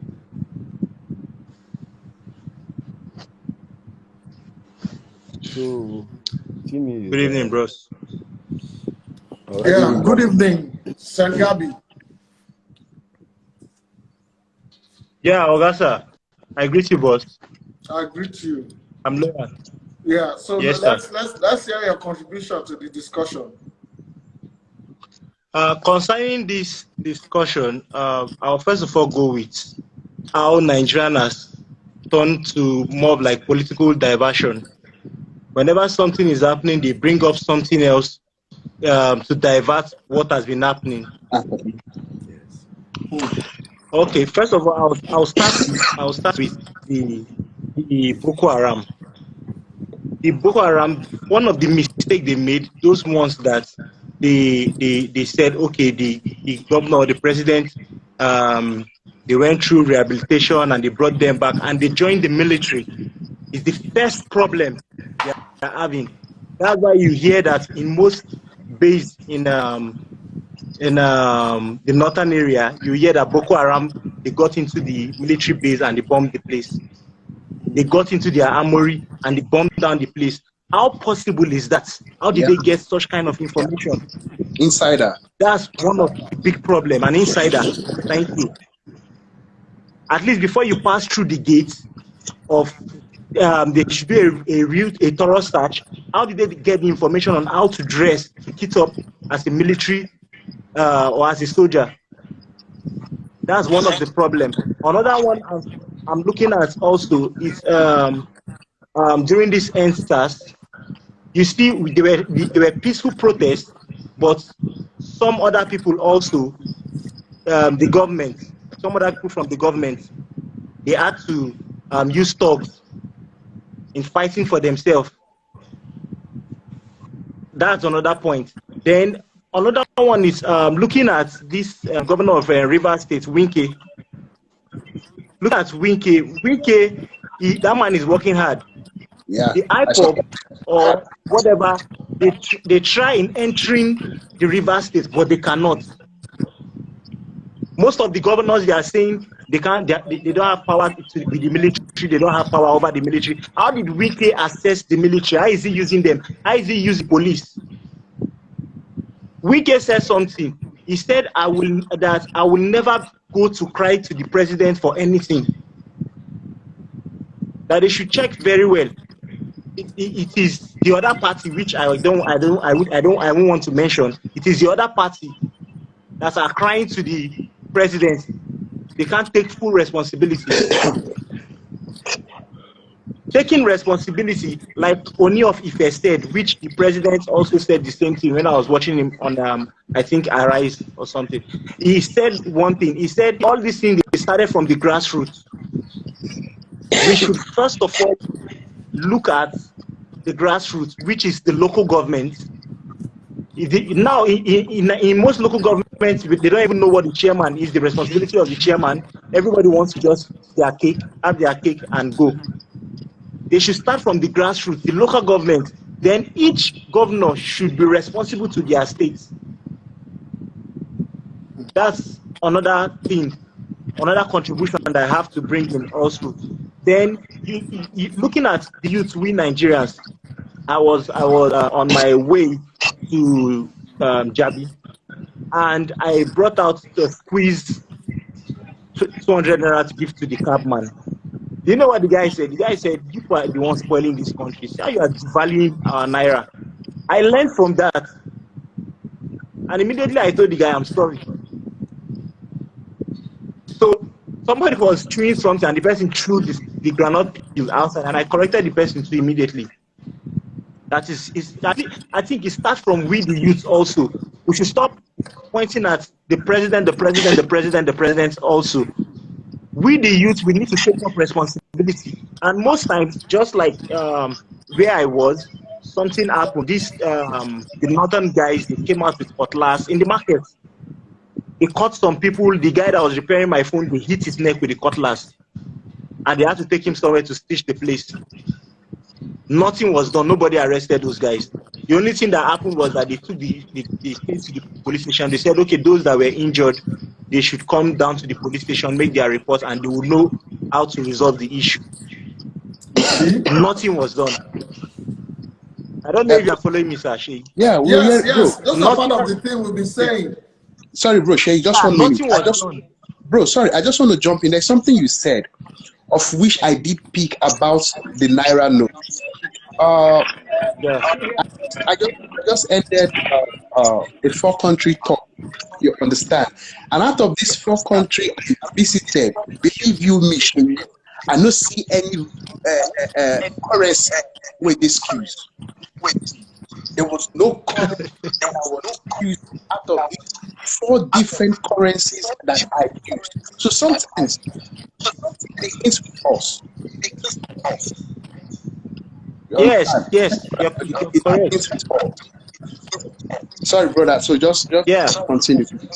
it begins with we the youth. During the Lekki toll gate and the NSAS situation, if you look closely, most of the youth were burning down filling stations, supermarkets, ATM. The things we are using, we have access to, they were burning them down. Who is at the losing end? Still same us.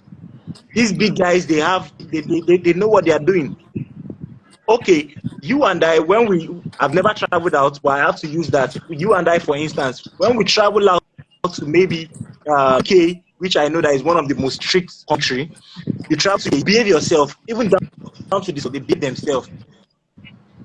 But coming down back to Nigeria, free-man country, no law, everybody behave the way they want to behave, then they hit at whoever they want to eat at.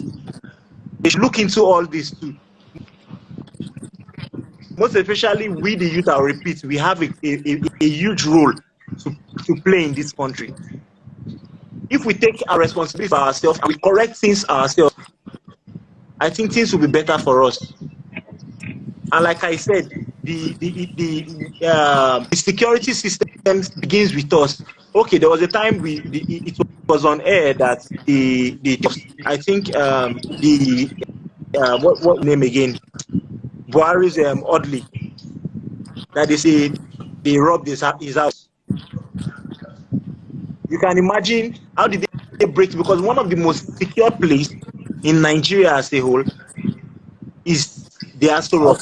So how would they break into that place? But I don't know if that is true or not, because sometimes also the media, we should be careful with what Auntie Kemi said. Most times we should be careful with the media. What they publish in the media, sometimes I go to Phoenix and I see the news over there. I want to browse through, let me see what's going on. The topic is different from what is going on. Most of us just read the headline. Yes, sir, that's why we have to read. So most times we just see the beginning part or the headline. You made some very salient points, some very good points. And one of the points that you made is how the youth needs to be responsible. You see? Yes, sir. When there are no consequences for people's actions, there is bound to be lawlessness. True, that's true. Have you noticed? That's true. You're very correct, sir. If you see FRS, road safety, they will stop your own clean car and start asking you for sea caution, for fire extinguisher, for this one, for that one. But the same people will see one rickety Danfo driver. We see rickety Danfo and they will allow it go. And you. Oh, your network, man. Oh.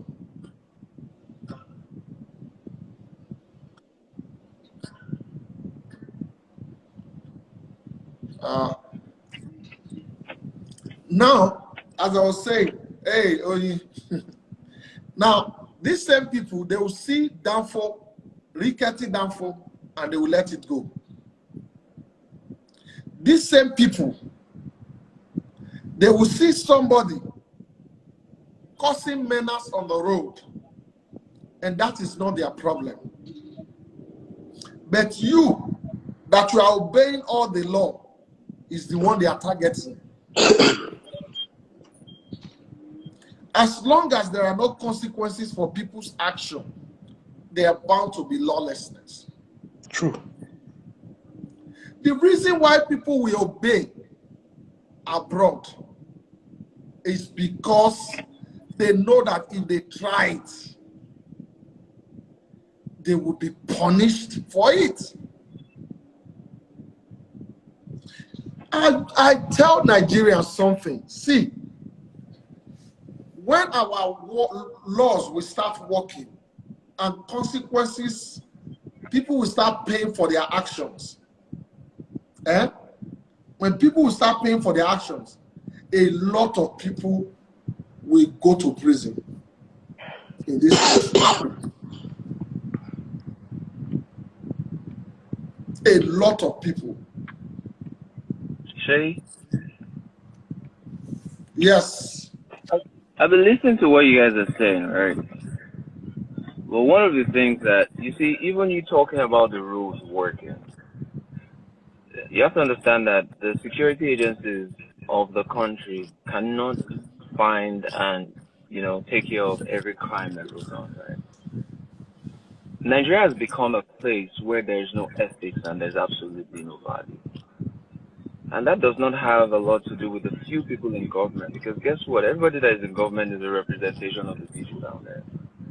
So whether we like it or not, we are the government, because I have an uncle that is there, you have an auntie that is there, you go to church with a man that is a Senate chairman. We all have all of that. But I think Nigeria has become a society where we want change, but none of us want to change anything about ourselves. We want corruption to stop, but we still want our driver's license of our children to come and meet them in their house. We want corruption to stop, but we will still, when we get to the airport, because we have the money, we'll give somebody 10,000 so we can get ahead of the line. One thing that I try to always make people understand is what you consider a society is not a thing, or it's not a singular person. It's the collective consciousness of the people in an environment is what is considered society. So if you're growing in a society where there are no ethics and there are no values, because for instance, when you come to America, it is not the government that teaches the kids that when you eat something, you drop it in the bin. No, it is the environment that they are in, their parents, their teachers teach it to them. Their family, their mothers teach it to them that it is just wrong for you to eat something and then dump it. Alright? Some certain kind of responsibility has to come on us. And we have to take responsibility. Now, you have to understand something. The universal set in Nigeria is corrupted. What do I mean by the universal set? You can change the government 500 different times. You still get the same kind of people there. Because you have to understand that the people that are even not in government, that want to destroy the country, are more than the people that are in government right now. Alright? You have young people like myself who have not done anything a lot in their lives and they want to drive big Range Rovers and things like that. Our environment supports that. The senators who are going to, not fix the road are the ones who are in front in church. They're the ones who are in front in the mosque. They're the ones who we want to invite to our events, all right? They're the ones who can buy for entertainers, they're the ones who can buy the 10 million naira tables and things like that. So the truth is, all of us are enjoying in some way out of the corruption that is killing us. Somebody said one time that innocent Nigerians, I told them, I said, there is no innocent person in Nigeria. We are all suffering for something that we all created. We created this problem, whether directly or indirectly, whether knowingly or unknowingly, maybe consciously or unconsciously. But I can assure you right now, Seyi, that if we remove everybody in the government right now and you replace them with some other people, Nigeria would, in fact, it will just go down. Nothing is going to change. All right? So there has to be some kind of orientation. I see people talking about the rule of law and things like that, talking about the Constitution. The Constitution has nothing to do with me on the street with a person and telling the person that, throwing something on the street is wrong. It has nothing to do with Constitution. If you come to America, it's not the police or but it's a function of the system. Seyi, I'm coming there. Seyi, I'll get there. For instance, now let me give you a very simple illustration that I always give. Right? if they come out and say JAMB is 5,000 naira, the principal will tell the teachers it's 6,000 naira. Government said it's 5K. The principal will tell the teacher that it's 6K. The teacher will tell the children that it is 9K. The children will tell their mothers that it is 12 grand, and the mothers will tell their parents, the father, that it is 15K. Now, you see that problem right there. The government from 5K has now become 12K. It is that person that is fixing your car that will now take a job of, he knows that he cannot finish your car in 2 weeks, but he has to lie to you that he can finish it in 2 days so that he can get your money and pay for that JAMB form that his child needs. All right. Now, from the government level right there, you can see that the change, the way it ended, a lot of people are there who have nothing to do with the government, are the ones that have created a problem that now affect and put extra pressure on the person who the money is coming out of his pocket. You know, we can talk about how corruption and the, poverty has caused a lot of problems in Nigeria and all of that, but I know one thing for a fact, that stealing, killing, and aggression at somebody else who is suffering the same plight as yourself is not a natural response to poverty. I'll give you an illustration. There are countries that have lower GDP than Nigeria, like Mexico, Honduras, and some other countries like that, right? Those countries have, they are more corrupt than we are, all right? They have cocaine, they have prostitution. But because of hard work, a Mexican is going to cross a desert, carry his mother on his back and his children on his hand, and cross the desert to come and jump a fence into America and be insulted and cut grass and do all of those things. Why? Because of the integrity of hard work and honest living. So when I always hear this thing that, oh, it is the hardship, yes, I agree that it's a hardship, but we have done this hardship for a long time, and we have continued in the same way. It really has not changed anything. You have to understand that the mind of a typical Nigerian is not predisposed to anything positive, but mostly negative. There is more misinformation on the internet about Nigeria than there is information. And what I realize that Nigerians are always being gaslighted. Nigerians will rather pick up. Let me give you an instance. Somebody posted something the other day about the Biden administration, saying that Nigerians are evil and all of those things like that. The person that posted that thing did not go and fact check, and they reposted it. When they reposted it and I saw it, I went and fact checked and I came back and I was like, this is not right. You know what the person said? The person said it doesn't matter. That's what the person is saying. But the person is not thinking about the gravity of the White House, which is the Instagram handle or the Twitter handle that they use to portray that message. We enjoy problems. We enjoy, it has become somewhat of an entertainment. I'm sorry, even the entertainers, the skit makers and things like that.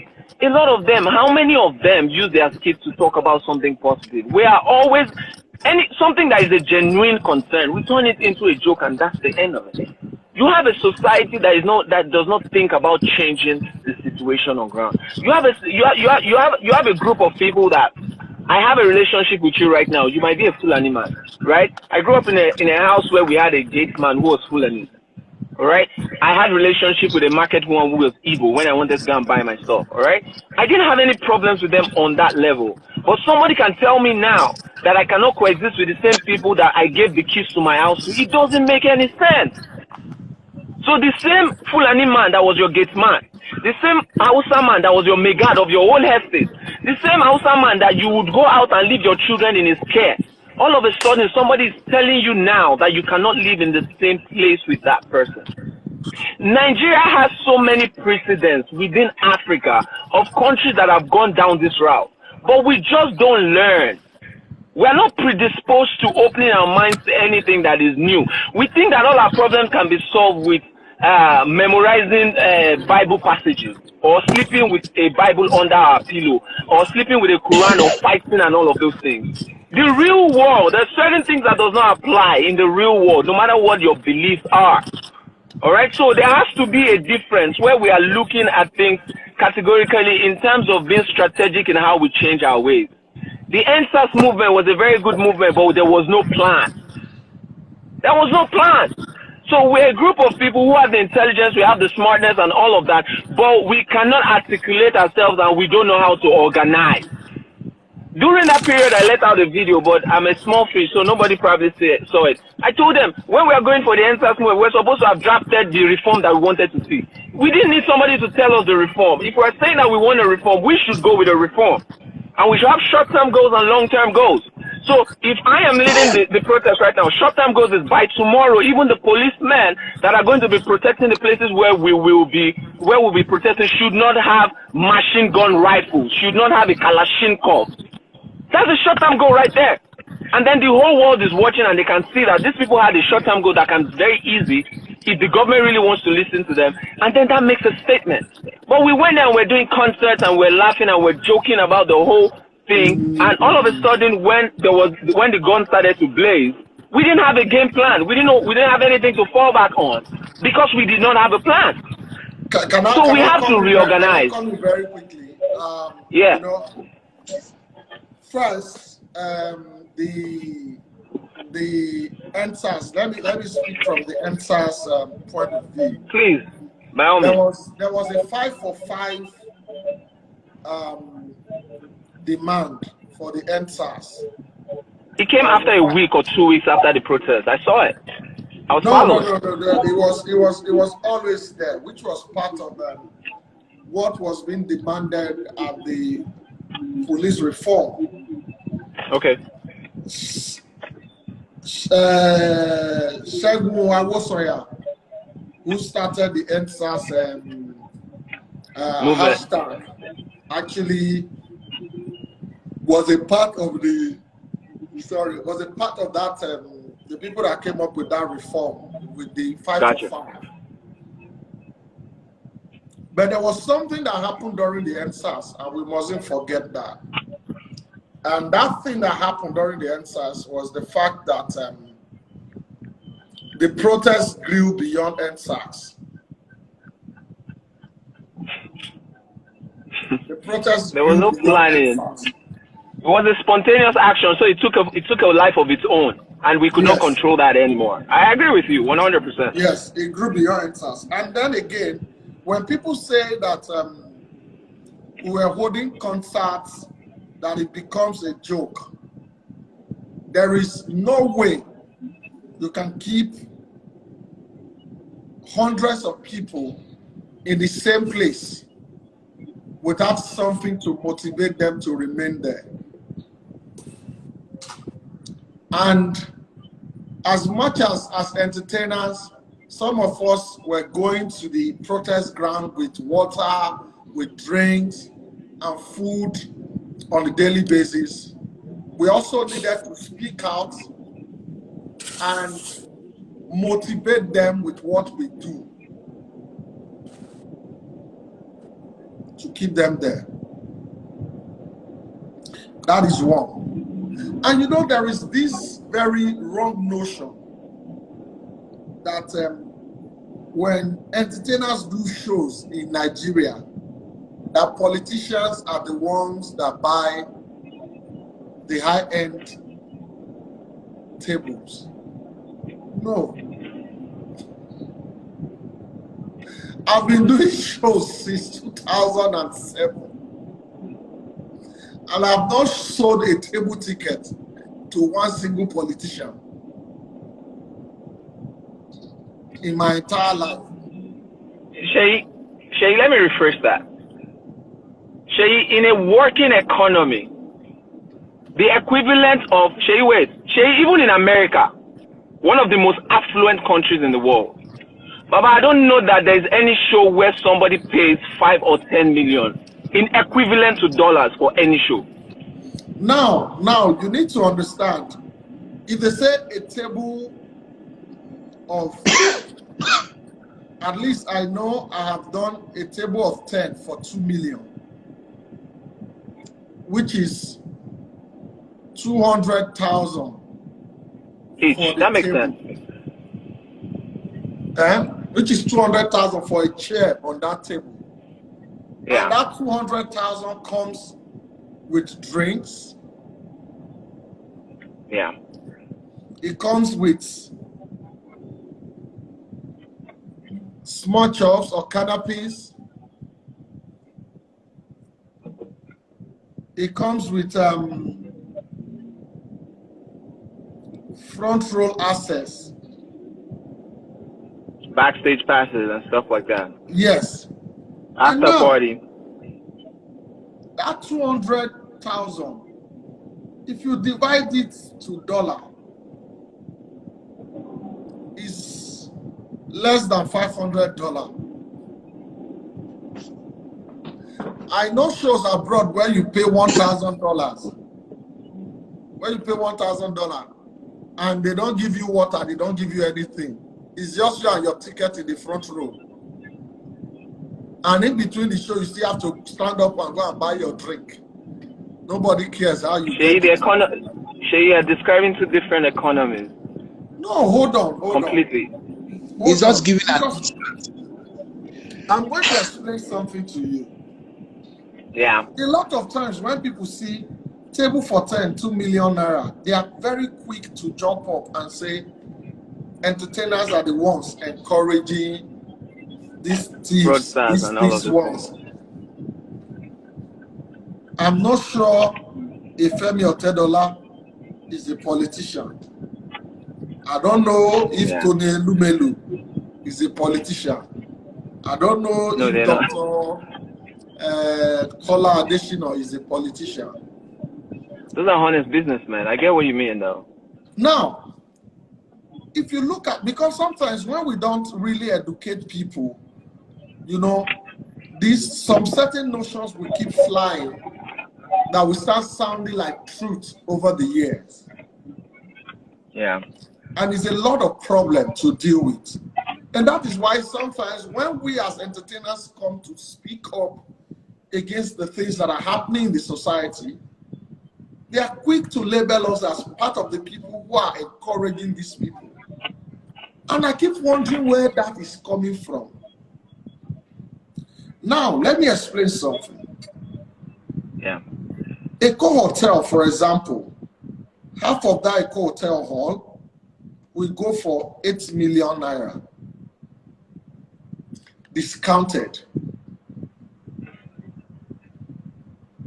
That automatically means that if I want to get that 8 million naira back, I must sell that table for 1 million naira. I must sell 8. Gotcha. Now we will not talk about sound. The sound to power half of that hall and all those stuff will cost me maybe discounted another 2 million. Now I have to talk about my stage design. Except, my DJ. paddy, come and do my stage design. Paddy, 1.5 million.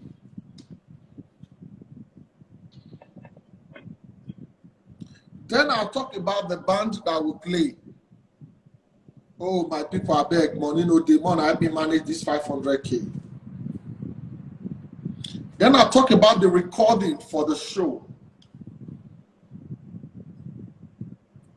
Another 2 million. Then I'll talk about the security guys that I will pay. See, I can't start listing everything that we do for shows. I have not even talked about adverts on TV and all those stuff. To use half of a hotel to do a show, you will spend a minimum of 25 million naira. Wow. Wow. Trust me, if you don't have sponsors, you can't break even.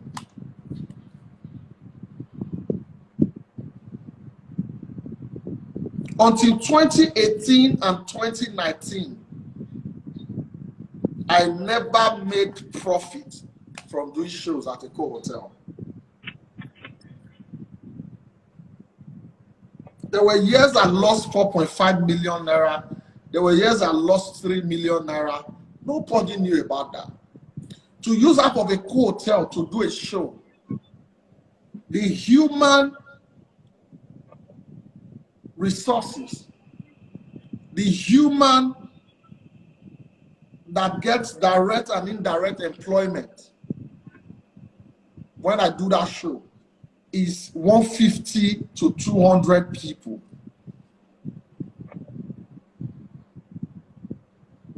And all of them will get paid except for me that put the money and the resources to doing the show that runs at a loss. Yet I've empowered about 150 to 200. I would need a minimum of 40 ushers, 60 bouncers. The guys that do stage will come with another maybe 20-man crew. Those that record 10 minimum. Sound and light 5. Those that are doing your tag, I will have another 10 people doing tags. The printers, the walkway designers, the red carpet bringers. Bro, yet all you hear is table for 10, 2 million naira.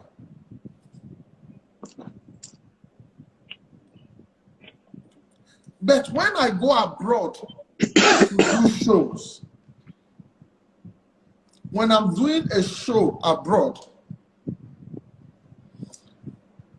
a comedy show abroad, I'm just using 10 bouncers. If I'm using a small hall.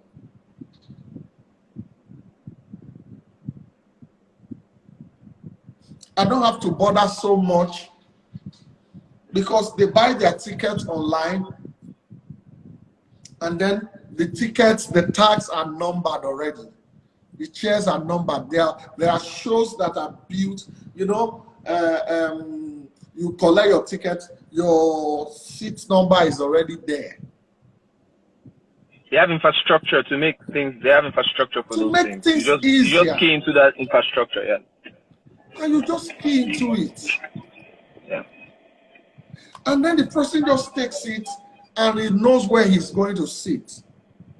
Absolutely.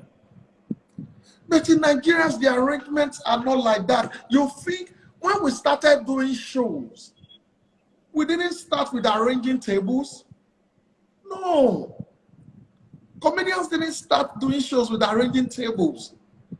It was because we were doing shows and we were running at losses that we started looking for ways to augment. That was what brought about table settings in comedy shows. And I tell you the honest truth, those table settings even messes you up. Those table settings don't give us the best feel at comedy shows. They don't. But because we have to set it to be able to somehow make our money back, there is no support coming from anywhere. What do you want us to do? If you don't do show, they think Seyilaw is no longer doing comedy.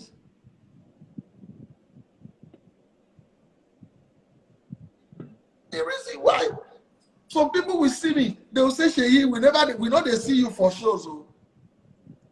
Because in their mind, I'm not doing shows again, I'm not making money because they have not heard my name somewhere. But I do private events.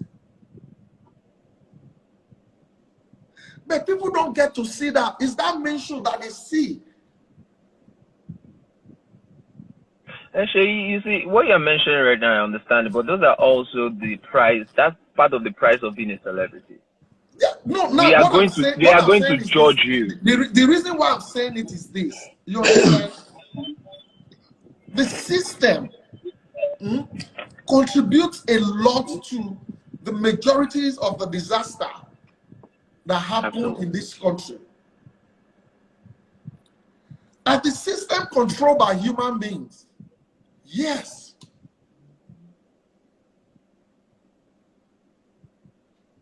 Are the human beings doing the right thing? No. See, so we need the right people to do the right thing in the system to bring some certain level of change. Seyi, if you take the right people and put them in place of power in Nigeria right now, they will fail.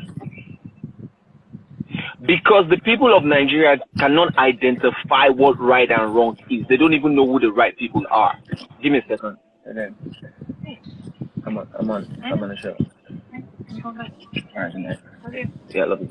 So what I'm saying is this: they don't know what the right thing is. They don't. So if you put somebody right there, the right person there, they are going to strangle them and make sure that they do not do anything that is reasonable. We cannot talk about the change of Nigeria. And this is why the change of Nigeria has not come yet. There is one factor that is the most important part of changing Nigeria that everybody frowns at because they don't want to go there. Until we act like Martin Luther King from inside the religious house, or the Honorable Elijah Muhammad and Malcolm X through the mosque, 98% of Nigerians are religious. The moment this conversation goes into those houses, Nigeria will change. It will be like a magic wand. But that is the one aspect that people cling so much to and they are not ready to let go of. People cannot look somebody in the eye and tell them that, sir, you are lying, or what you're saying is not correct, just because they assert and call themselves something. I asked somebody one day, I was like, what's the criteria of somebody being a man of God? Nothing. He just has to call himself that. That's it. We don't ask for credentials. We don't ask for his way of life. We don't ask for how he deals with things. We don't ask for the company that he works if he was prudent. We don't ask that. All I have to say is, I am this. End of story. And everybody starts seeing me in that light. And I become perfect in some people's eyes. Until we take this conversation, until we are hearing this conversation every Sunday, the way we go there and edit our brain with what they are telling us every Sunday and every Friday, Nigeria will not change, brother. I am telling you that for a fact. 98% of the people. So you are saying that only 2% of Nigerians are not worshiping something somewhere. So you have to even understand that when they want to do anything, if they want to come for elections, who did they go and meet? They go and meet our pastors and our imams. Our pastors and our imams are the ones that influence the Yaolojas and the Yaonikiniko and something like that. Because all of them have social gatherings that they belong to and they control a large amount of people. So if these conversations are not holding at camp, saying don't take money and sell your children's future, and I'm not talking about somebody talking about it one time. I'm talking about continuous reinforcement. Nigeria will not change, my brother. It will not change. Somebody was telling me one time, somebody heard me talking one time, and the person was like, dude, come to Nigeria and become the president. I said, somebody like me, if I became the president of Nigeria today, I will die tomorrow. Because the people of Nigeria cannot identify people that will even try to help them. They cannot identify it. Because when somebody wants to win right now an election, all they have to go is go into a church and kneel down in front of the church and multitude of people, and somebody touches them and puts his hand on them, and all of a sudden they are ordained by that religious leader, and now everybody wants to vote for them. Nobody is asking for credentials anymore. Nobody is asking for what are the bills that he voted for when he was in the Senate or not. Nobody goes and checks their constituencies that they've been at. Nobody does anything like that. We just go by, oh, my pastor, my general overseer has laid his hand on them. Or somebody has to come out and say, I see this person, he's the one. We have to understand something. These are the same people that they talk behind the back and tell them that, you know what, this road on this expressway, it is not supposed to be a church. It's supposed to be extra land, but give it to us. These people are making deals behind. These are environments, these are churches that when they are holding their conventions, they affect the economic activity of the regular people. Are we thinking about these things or not? Just because they are holding their conventions, they affect economical activities. These people are buying out places that are factories and building houses of prayer on top of them where people come and pray to get jobs. It is ridiculously stupid and idiotic. So until we can look these people who control 98%, they control 98% of the country. They only do not control 2%. They control 98% of the country. until we can look them in the eye and tell them to do the right thing, until they can stand in front of church and tell them what they're telling us is bullshit, until we can look them and say what you are doing is wrong, until we can look them and say you selling us oil but you have 300 bodyguards is stupid, until we can look them in the eye and say you are building a school and your people that made you build that school cannot afford it. Bro, you cannot tell the truth in a compartmentalized way. You cannot compartmentalize the truth. If you know the truth, you have to be able to apply it in every ramification. We have to be able to look people in their faces and tell them that what they have been doing is full of crap. But guess what? This agenda supports those religious houses. This agenda supports them buying the luxury jet. This agenda supports them buying all the cars and the belts and the wristwatches and the shoes.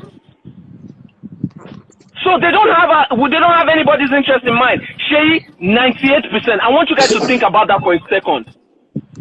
98% of the country are controlled by these people, and these people don't come out to say anything in terms of moving the country forward. Seyi, until that one happens, brother, at the talk say every day, Sunday service, they start with, this is the agenda of Nigeria, make sure you don't, until it starts like that, until by the end when we are sharing the grace, it ends with, as we go out this weekend, do something to change this country, help somebody, Baba me. Because the things that they are preaching in these religious houses is supporting so much evil in the society. Because I have grace, I do not know how the grace is going to come. That is why something of 5,000, I want to sell it at 20,000. I want to come to church and mosque and give a testimony that my neighbor's house burned down and my own house did not burn down. And everybody shouts hallelujah. You come to the church and give testimonies like they were robbing everybody. They robbed my neighbor and when they got to my house they stopped. And everybody shouts hallelujah. What do you think that perception says about you as a person? So you are saying that your neighbor that it happened to it is okay. And that is the mindset. Because these people are continuously editing people to be in that survival mode in their head. Not enlightenment mode, survival mode. So when they go out there and they steal, they want to bring it over there and come and show off. Seyi, there was a video I saw one day that disgusted me completely. I saw a video on Instablog or somewhere. A girl was buying a product. The girl was buying a product. So she had paid for it, and the guy put it in a nylon, right? And while the girl was looking elsewhere, he exchanged the product and gave us something else. Seyi, you see, when I see things like that on Instagram or anywhere, I am not angry at that one action. You know why? Because that is just one person. I go into the comment section. Seyi, over 2,000 comments on that place, and most of them were asserting that that girl is dumb. Not that those two guys are conniving thieves. Not that those guys do not have integrity. Not that those guys are not diligent. Not that those guys are not giving her a value for her money. They were complaining about how the girl is dumb. And I sit there and I almost cry because I'm like, so this is what is important. That she is dumb is what everybody thinks is the most important aspect. Not that two people connive to, to steal from this person. To defraud her. So by consequence and by extension, what they're trying to say is that it is okay, anything goes. That's the society and the environment that we are in. Seyi, if you bring every Nigerian to America right now, America will become Nigeria in the next 2 months. If you take every American to Nigeria right now, Nigeria will become America in 2 months. You know what's different? Not the geographical location, not the resources, the mindset of the people that are involved in the situation is going to determine how far that situation is going to go, good or bad. And Seyi, I am telling you, the universal set is corrupted. Seyi, if they change the government tomorrow, if everybody in government in Nigeria dies today, and they put new people, Seyi, we will not still go anywhere. Why? The universal set is completely messed up. Completely messed up, brother. So moving forward, it has to change. Here, in the head first. The honest truth is, there's a lot to agree with what you said. Yeah. A whole lot to agree with what you said.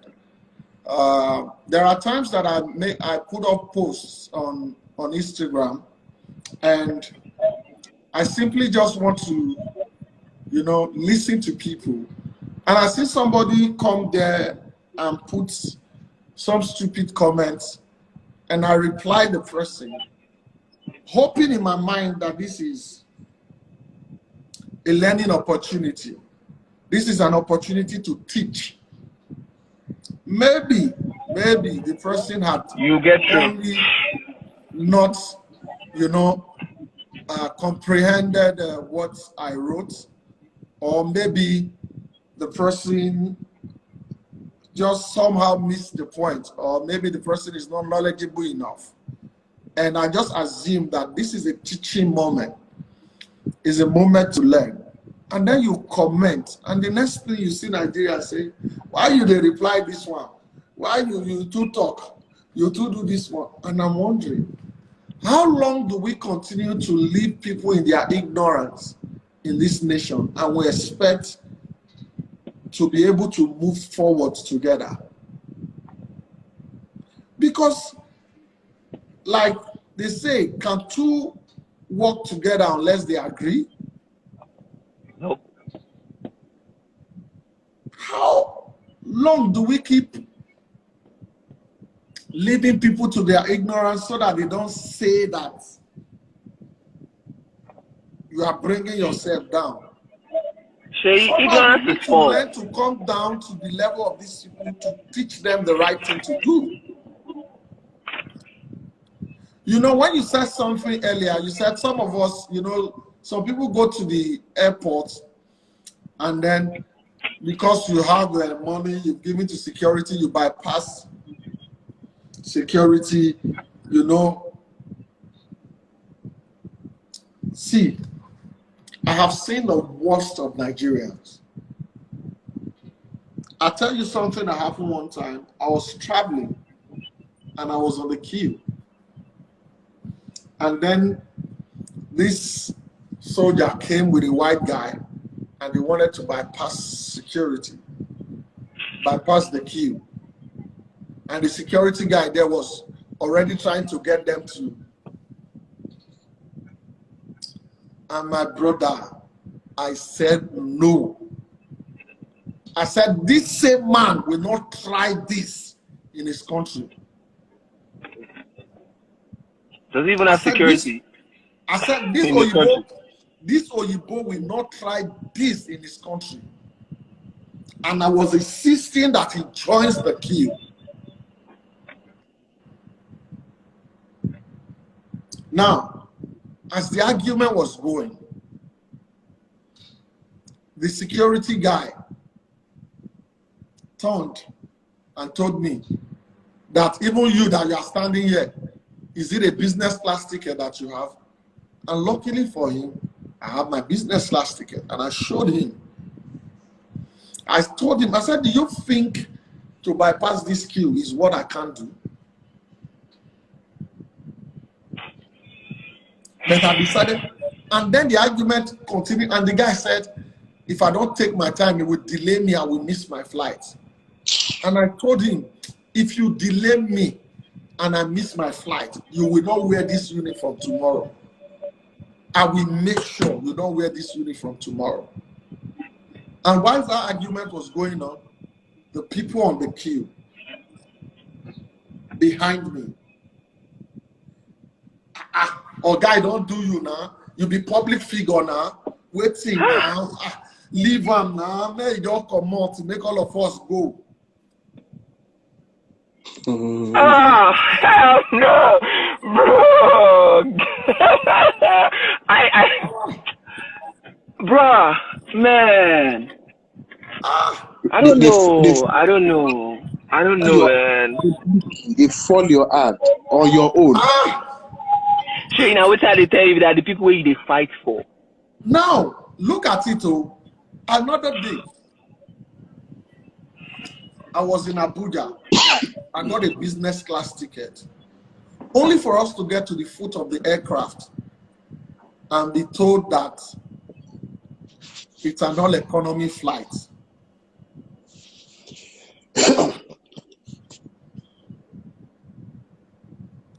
It's an non-economy flight, like how?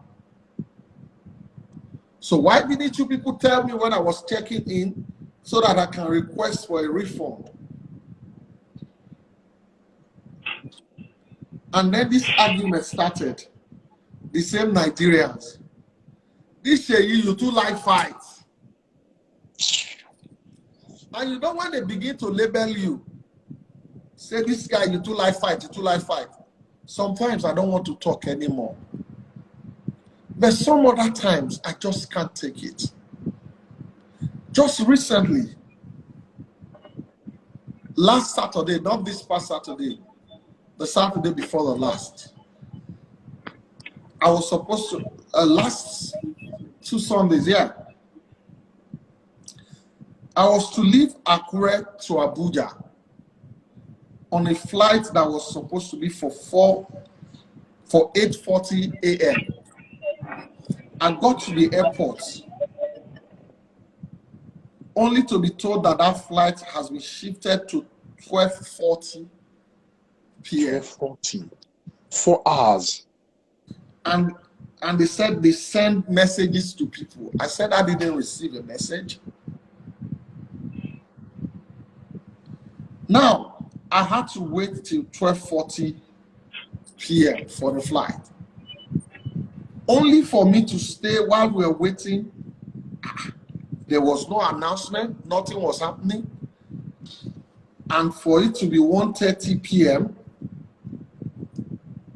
and the workers of Air Peace casually walked into the waiting room. And I asked, what is happening? Only for them to say, the plane will soon land now.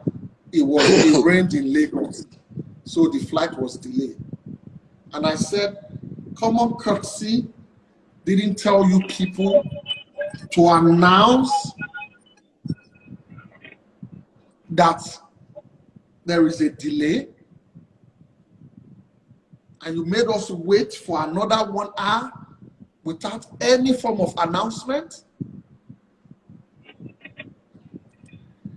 And then I got angry because they were trying to persuade me.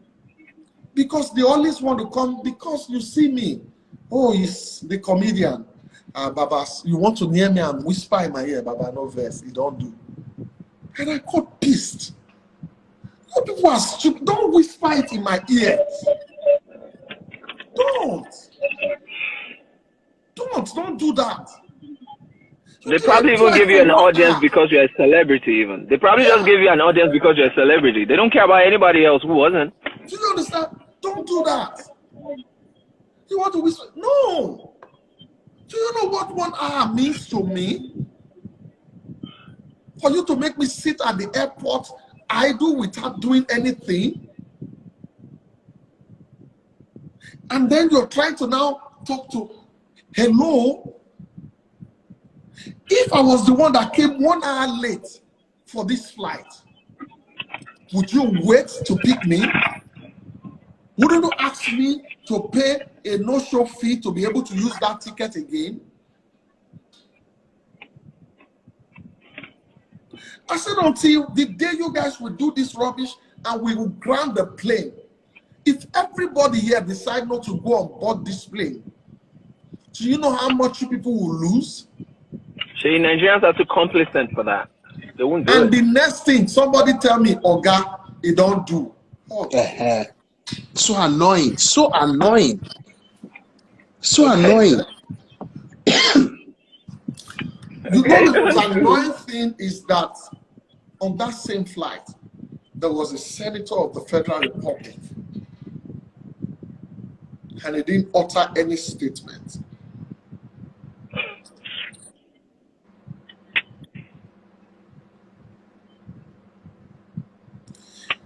And I told them, the people who were listening to me at the airport, because one lady now made a statement that you fight, they say you fight too much.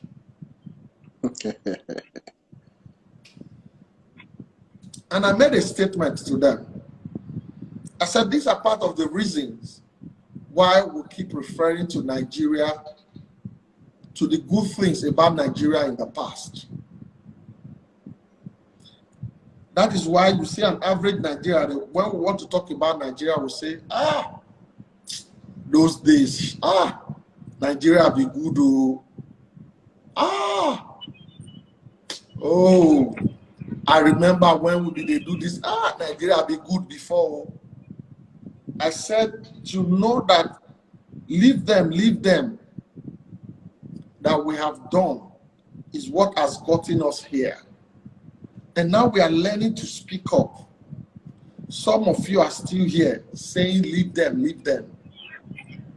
And then your children will come back tomorrow and you will be making statements to your children that Nigeria will be good during our time, because you refuse to do the right thing to make Nigeria better for them. And that is what we keep doing in this country. There is no doubt that every individual in this nation needs to do better. We need to be able to speak up with one voice.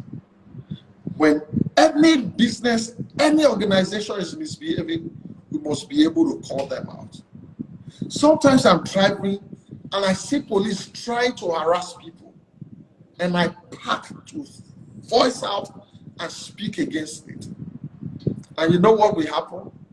There was one particular one that happened. Police were trying to oppress my friends and I stood and I was talking to the police officers, and I would never back down. And you know what? Somebody took a picture of me talking to those police officers. And the next thing I saw, I was online. Seyilaw fighting police officers. And I'm wondering, where did the fight come from? Using my voice to demand for the right thing to be done has turned to fight. And then some people will come. You celebrities are not speaking up. Oga, una won't kill me. Una won't kill me. Seyi, I guess what people are saying is there's not enough. So you see, what you're doing is strangling. There's only maybe a few of you. Seyi, you are standing up for something, and I appreciate that, right? The first time I met you, that was what I found. But Seyi, you have to understand also that there's a large amount of people who are just going by their problem, their own lives, without necessarily caring about whatever happens to a typical person, as long as they're making money in the economy. Right? So if they're talking about celebrities on health, it's not the 1% like you who's doing the right thing you're supposed to do. It's a lot of people. There's a lot of other people out there who they have seen, while something is happening and just walk by and things like that. But you see, the thing is, we have to understand that we have to become, all of us have to see things in the same way and start to fight the same fight. Seyi, one thing I noticed just recently is that evil happen, the people that are doing evil, if you would, or whatever your definition of evil is, all of them do it together in oneness. But you see, the people doing good, we are in fragments. I don't know if you understand what I'm trying to say. I do. You see, the people that are doing bad, they are doing bad together in collective, so they can move, collectively. But the people that are doing good, a lot of us are doing it individually and in a fragmented way. Yeah. And you know what I realized is because everybody wants credit for that good. But you see all the people doing good. Not just like what Seyi is doing right now. He's a celebrity. He's gathering a bunch of people that on a normal day, if we were to see Seyi, we might have to pay 200,000 naira or something like that. Yeah. A lot of people would not even, just because they're celebrities, align with people even though they know they're making sense, because they're not on the same level with them. All right? So you see, what I'm trying to say is we have to bridge that gap. Seyi, if you know that this guy makes sense, you should be able to have a communication with this guy in terms of how do we move things forward. It should not be dependent on him being a celebrity or anything like that before you feel like, we can. Because whether we like it or not, all of us are suffering this problem. Yeah. Look at what's happening right now with Afghanistan. I was going to talk about that earlier on, but we have deviated from that. Bro, let me tell you one thing. There's no insurgency or no terrorist group in this world that was not created by a government. Even piracy back then was created by the monarchs. By the monarchs. That's where piracy started from. So a lot of these entities, right, that are disturbing people right now, America is acting as if they were saving Afghanistan. America created the problem that put Afghanistan where it is. They sold them the problem. So what had happened? At the time, America and Russia wanted Afghanistan. America, through CIA, started funding the Taliban to fight the Russian forces. After a while, when all of those ones died down, where do you now throw them? They now started fighting everybody back. The same way Boko Haram too started. A governor used them, and after a while, armed them, and after a while, he didn't have need for them anymore. And there was nowhere they could go. And then they come back. So, Baba, if we look all this matter, we are the one in some way that have created a lot of the problems for ourselves. But you see, Nigerians are doing a lot in changing the situation. But the truth is that the problem has evolved. But we, the people trying to solve the problem, have not evolved with the problem. And what do I mean? You can do a revolution without blood. Revolution is not people are dying on the street anymore. All right? So what Nigerians think that I hear Nigerians, we are frustrated. We feel like we have tried everything. But I tell Nigerians, we have not really tried we have not tried the right things. It's just like when you are running on a treadmill. It takes your energy, it gives you something to do, but it takes you nowhere physically. So that is kind of, we are fighting fight of sense with physical means. I had a video out one time and I told people, I said, how about all of us just sit down in our house? It happened one time in Jonathan period where there was scarcity of fuel, and for 3 months we were sleeping on the road and all of those things. We crashed the economy, but guess what? That one was imposed on us. Is it not possible for all of us to stay at home for 3 months and not going? And people are like, what will people eat? People are hungry. What did they eat then? See, oh God. I know MCP will remember this thing. You remember one time that I said this thing on one of my live videos, and I said until civil servants join the protests in Nigeria, and we do a complete sit at home, at least they will not send army to come and be shooting us in our houses. No, it's true. Abi? Yeah. I said until we all sit at home, even if it's just for 1 week, and no business is moving in Nigeria, Baba, these people will do the right thing. True. But civil servants have to join the cause. I said this thing. Some people came on this line. Hey, they insult. There is nothing that they didn't use to insult me. Where have you seen a sit-at-home protest before? Where have they done it before? I think it's even one of my posts. I think I posted something like that. Seyi, Nigerians are so ignorant right now that common sense, like what you are saying, does not become a deformity. Yeah. If you have sense in Nigeria right now, it's as if you are disabled. Let me just chip in. Last week, they did protests for transport, like the train, the metro and all the stuff, and even the bus. But do you know how they did that protest? Normally, where bus or train supposed to like come in 5 minutes, they were now coming every 20 minutes. Men can't check the old bus stop. Everywhere was filled up. This thing only went for, I think it was just like for only 3 days. Just 3 days before they settled the whole thing. Just 3 days. Sometimes, like what this my guy said, look, revolution is not all about burning people, killing people. You understand? Look, sometimes you can't fight a powerful man with strength. You need strategy. You understand? You need brain. You need to like capitalize on his weakness. And what is the weakness? When everybody can like sit, look, even though if not wharf, if not airport for even 2 days, bro, we know how much will come up for their body. What made them went violent with these SARS protesters? Because do you know how much that was coming even through that toll gate? Now the money paying them, if they say na another place they go do that SARS, if we no consign them. But that toll gate money alone, there was no return for them again. You understand? So we really need to like strategize. Mo just choose one telecommunications company, just one, boycott them for like 2 months. I told you, bro. Everybody go sit down tight. Just one. Let's just choose one scapegoat. May we just boycott them for like 1 month. Everybody go arrange. It's true. Now that togetherness